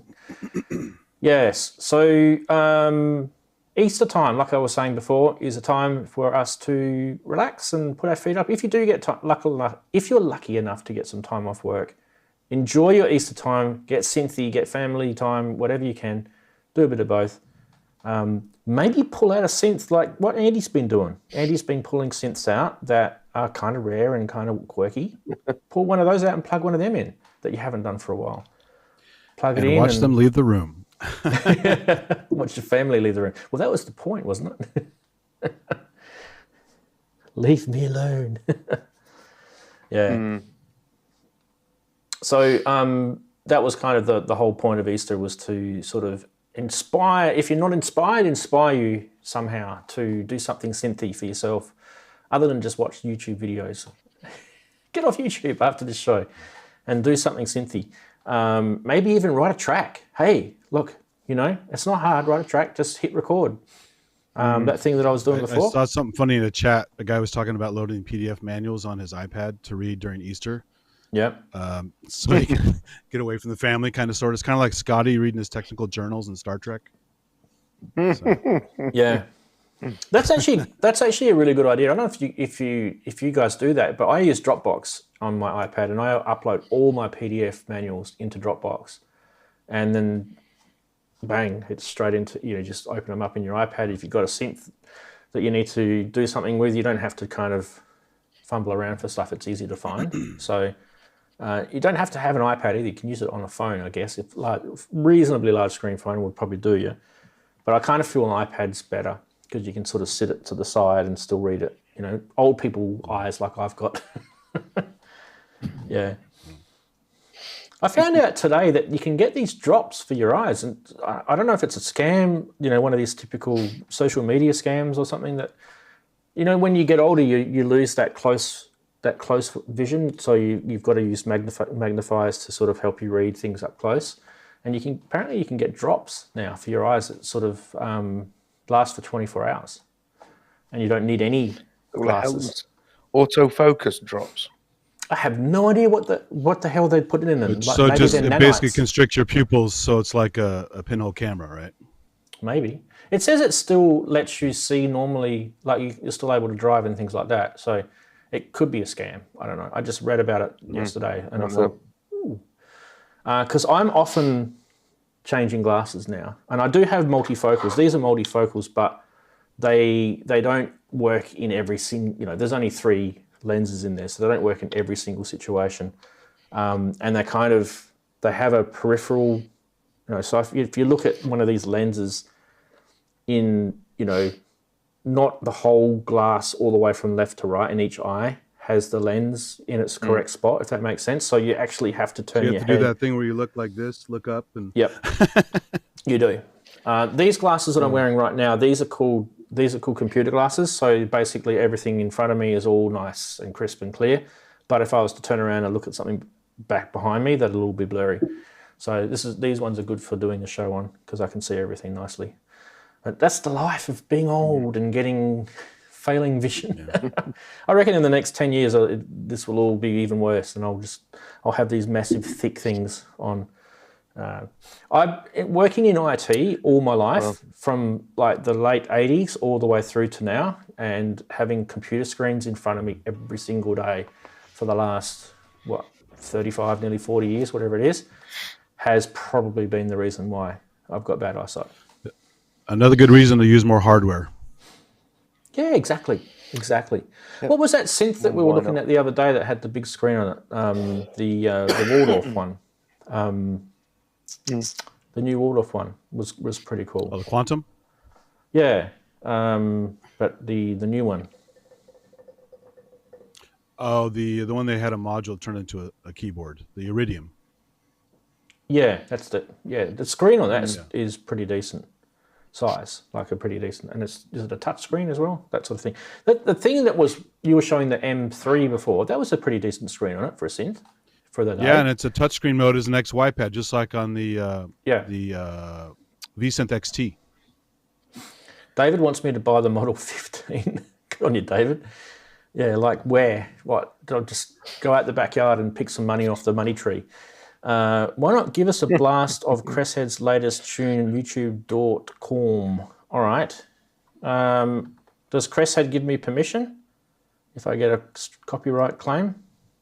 If Cresshead can say yes in chat, actually better off, I need probably Cresshead to actually, in chat, so that should be enough.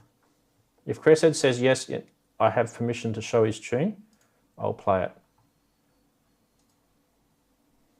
Let's see what happens. Is he there? He was. Are you there, Cresshead?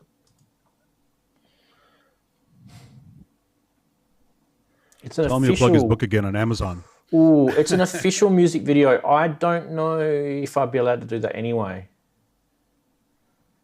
Come on, Cress. We're waiting for Cress. Come on, Cress, look. I don't know if I'd be allowed to do that because it says official. I think he must have stepped out. Never mind. Maybe I have to pass on that one then. Yeah.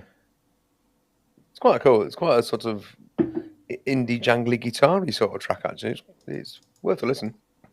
I think Sasquatch has given us a link to it anyway. So you can check it out. Go and have a listen at some other point. Yeah. If Cresshead gets back to me between now and the next week, I can play it next week if he gives me permission to. Basically, how it works is if YouTube algorithm says bang, copyright strike, copyright claim, whatever, I can refute it straight away, and say this is the permission I've been given. So I've been very careful with stuff since I had that French guy, Behringer Kobol, because every single news item I've got to get permission for it. Only in the case where they're kind of sort of boutique-y sort of companies. All my memes that I've put up I've sought permission from the person that's posted them. So it becomes a pain because it makes me prepare the show. It makes it harder for me to prepare the show now because I have to be so careful about it. Because if you actually go to the copyright strike school that you have to watch a video, it tells you that you have to do it for images as well as audio and as well as video. So anything that I put on this show, I have to have permission. Otherwise, there's strike number 2. And then when I get to strike number 3... So it was all because we talked about Aftertouch? That was all it was? Yeah, he was salty about that. But he was also salty about the fact that we didn't get permission from him or didn't link him, which we did in the blog article. But I don't know. Wow. He's a drama queen. It's still, the strike is still there. The episode is still down. Let's not worry about it. Let's not let it define. How does that work though? If they do lift the strike, does the video come back? Yeah. If he removes the strike, if he says no, it's fine, the video will come back and the strike will go. So I just don't know why he's being like salty about it. Like I think he wants me to apologize, but apologize for what? What have I said? Yeah. What have I done? I've shared a video of his. Isn't that exposure? I don't think we said anything bad. Yeah, I don't remember that. So we'll take that section out. Well, that was the thing. If he wanted me to, I could have taken it out. Yeah, I could have just edited that bit out. Anyway. The only problem is that when you edit a YouTube video, you kill the chat. Yeah, it doesn't matter though. The chat's not like it's a small price to pay. Yeah, sorry, chatties. We do love you though. But it is a small price to pay if you have to pull something out. Yeah, I've done it on a couple before. I had Red Means Recording gave me a ping, and I had to pull his thing out because I didn't ask him. Which it's a shame because if you're a manufacturer and you're putting a video up, make sure that video that you put up is free for anyone to share, because if you're a manufacturer, you want people to share the word, right? It's free exposure. So that is kind of the whole point of press release. Hello. But anyway, let's, What are they saying in chat? Throw us under the bus? What? It's the middleman and the lawyers. Yes, it is. It is the lawyers. He's paying a see you next Tuesday. Sasquatch. Behave. That's a good one. He's being a mega one of those, that's for sure. Yeah. Oh look, it is what it is. Some people out there are killjoys, and unfortunately we just soldier on, no big deal. We can. The only casualty really is the strike that will disappear after 90 days, and that episode will just forever live in YouTube's vault of naughtiness. In the teacher's top drawer. It's the episodes in the teacher's top drawer, in amongst all the other contraband. I don't know. There's no way to virtually scrape gum off the tables to get it out. Yeah. The thing is, I should be. I'm not even doing it now because I keep forgetting. But I should be recording locally a copy of these shows as I air them. It's just a pain because when it streams, it records into YouTube, and then I can download it in about half an hour. So I've never really had to do that. But yeah, Scotty's mentioned Odyssey. I do have Odyssey. I don't actually have the video. That's the problem. I never got a chance to download it to then upload it to Odyssey. But Odyssey actually has a time limit. That was like a 3-hour, 20-minute stream. And I think Odyssey has an hour or something time limit, which is one of the problems with some of those blockchain type things. Another good site that Adam Neely uses a lot because he has to do critique and lessons and stuff, and fair use only goes so far apparently these days. So Nebula lets you put long form videos up, no copyright issues at all. Obviously I was not totally stealing something, but if it's for educational purposes or discussion, tons of guys are putting other channels. They have a YouTube channel and a Nebula channel, and you can go on there and just be free and not worry about somebody killing your channel. It's actually killing education by doing that. It's terrible. Yeah. People are saying I've never heard of Odyssey. I think it's odyssey.com, isn't it? This is Odyssey. So it's like a blockchain video version of YouTube, right? So it's technically a competitor to YouTube, but it uses blockchain. So people tip each other for video content, and a lot of it is IT, a lot of it is, but they do have quite a few genres here. And I'm in here somewhere. I don't know if, I'm not logged in at the moment, but I should be in here somewhere. Here we are. So it doesn't upload, you can see by that content there, it doesn't upload anything that's, it's 2 hours. So anything that's over 2 hours, it doesn't upload, because there's a stream there that's uploaded and it's 1 hour and 52. So this stream that we're doing today, unfortunately, it won't upload that because we've hit the 2 hour mark already. But yeah, I could slice it all up and, if I've got time to do that sort of stuff, no, but I could slice up my streams and have them in segments and put it up. But I mean, honestly, there's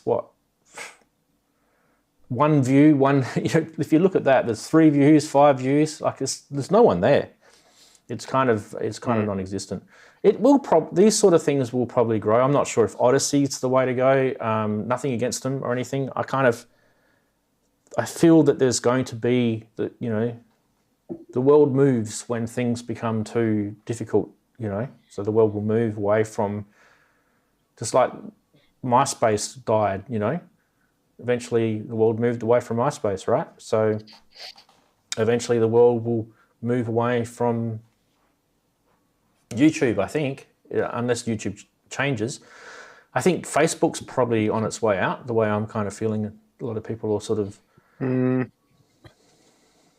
feel it's kind of on its way out. I think things like TikTok and those sort of platforms are well and truly ahead of that at the moment. And it's also generational based too, right? So as we get older, other technologies come and the younger generations adopt them. Yeah, it's funny that TikTok went with the vertical format that everyone criticized for years. Like, hey, shoot it properly, shoot it this way. And TikTok is forcing you to do it that way. Well, most people hold their phones like that. True, but if you're watching a real video, you're used to the 16 by 9 or whatever kind of thing. So yeah, it's all to do with using it on a phone, isn't it? That's how it's all done. Because I shoot all my videos on phone, 16 by 9. So Goose saying, and in the example of the Lost Shoe Ranzee, he should have an option to snip out the section of the recording, since YouTube has an online editor, even if it breaks the live chat replay. So the thing is, I didn't even get that option.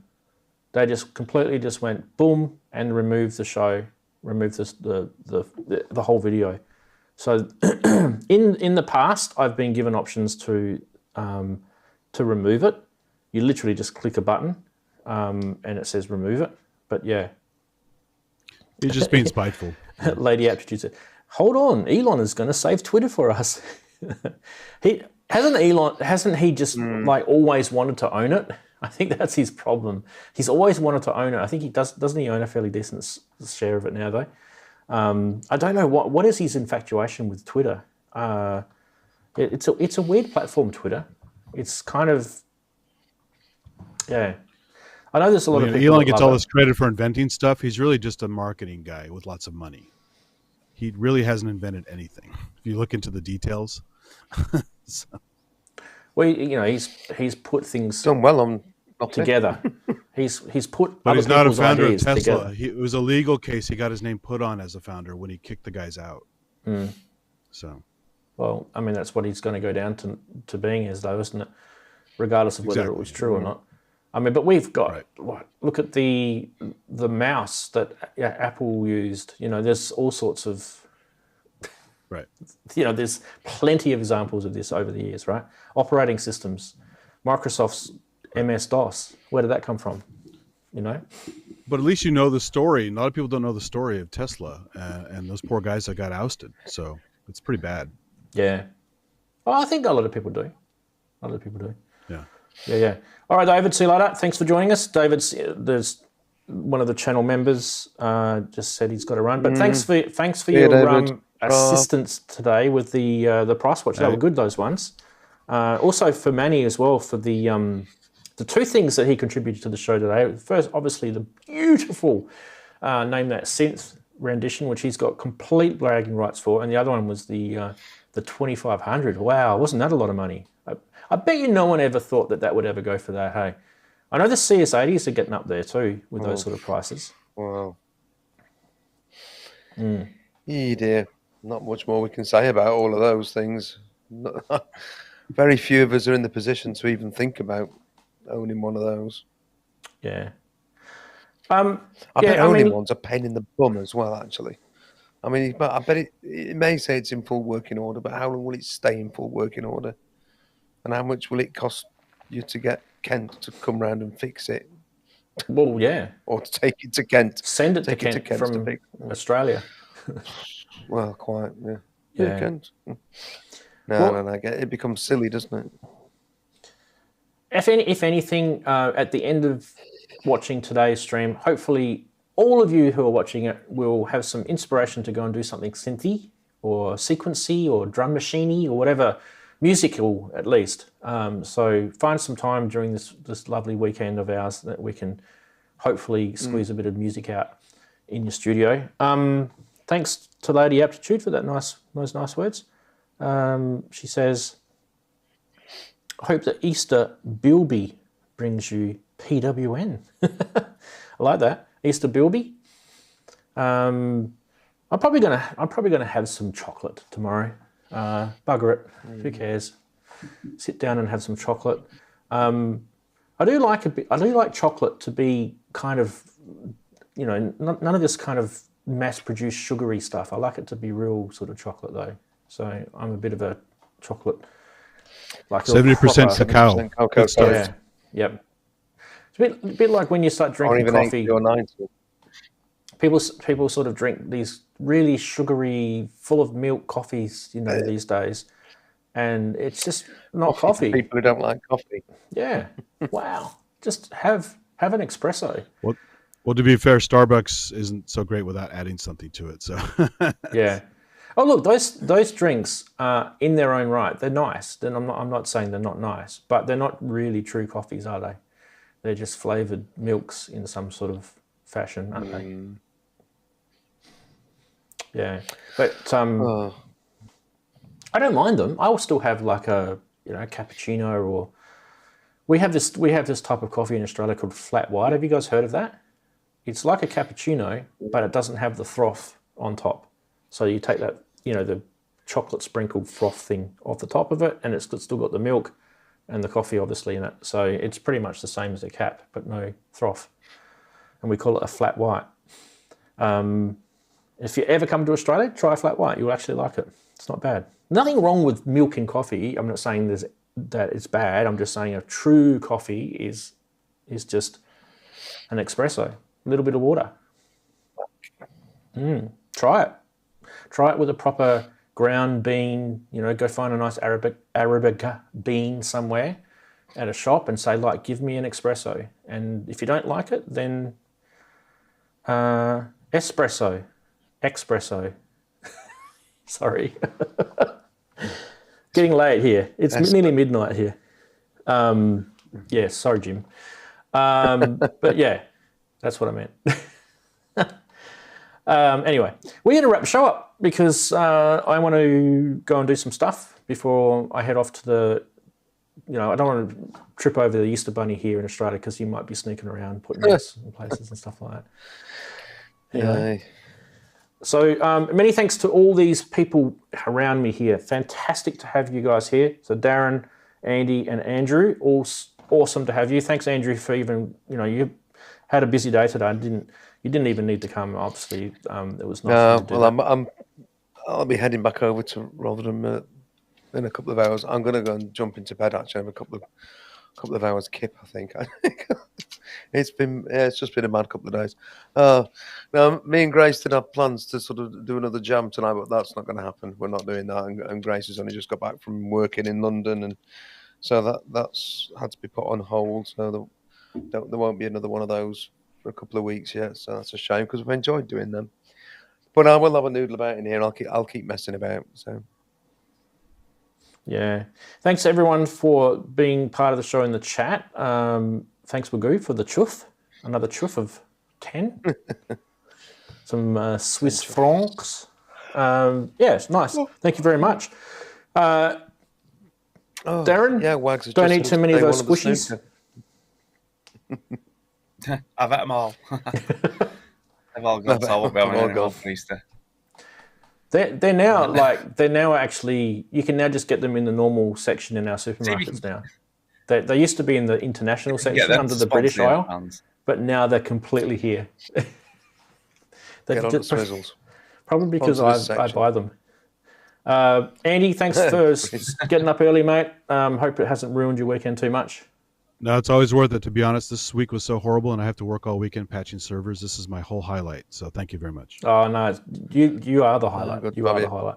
Loved how you pull your gear out and show us it. It's amazing that sometimes we talk about certain gear and you just happen to have it. It's just cool. Some kids never grow up. I used to like show and tell in school, so here we go. Fair enough. And also, big thank you to all the chatties that you guys are like a rock here. You're here every week. Love you heaps. Have a great Easter. If you don't celebrate Easter, just have a great synthy weekend if you can. Many thanks to everyone. We're going to say bye-bye. Toodaloo. Have a good one. See you later. Bye.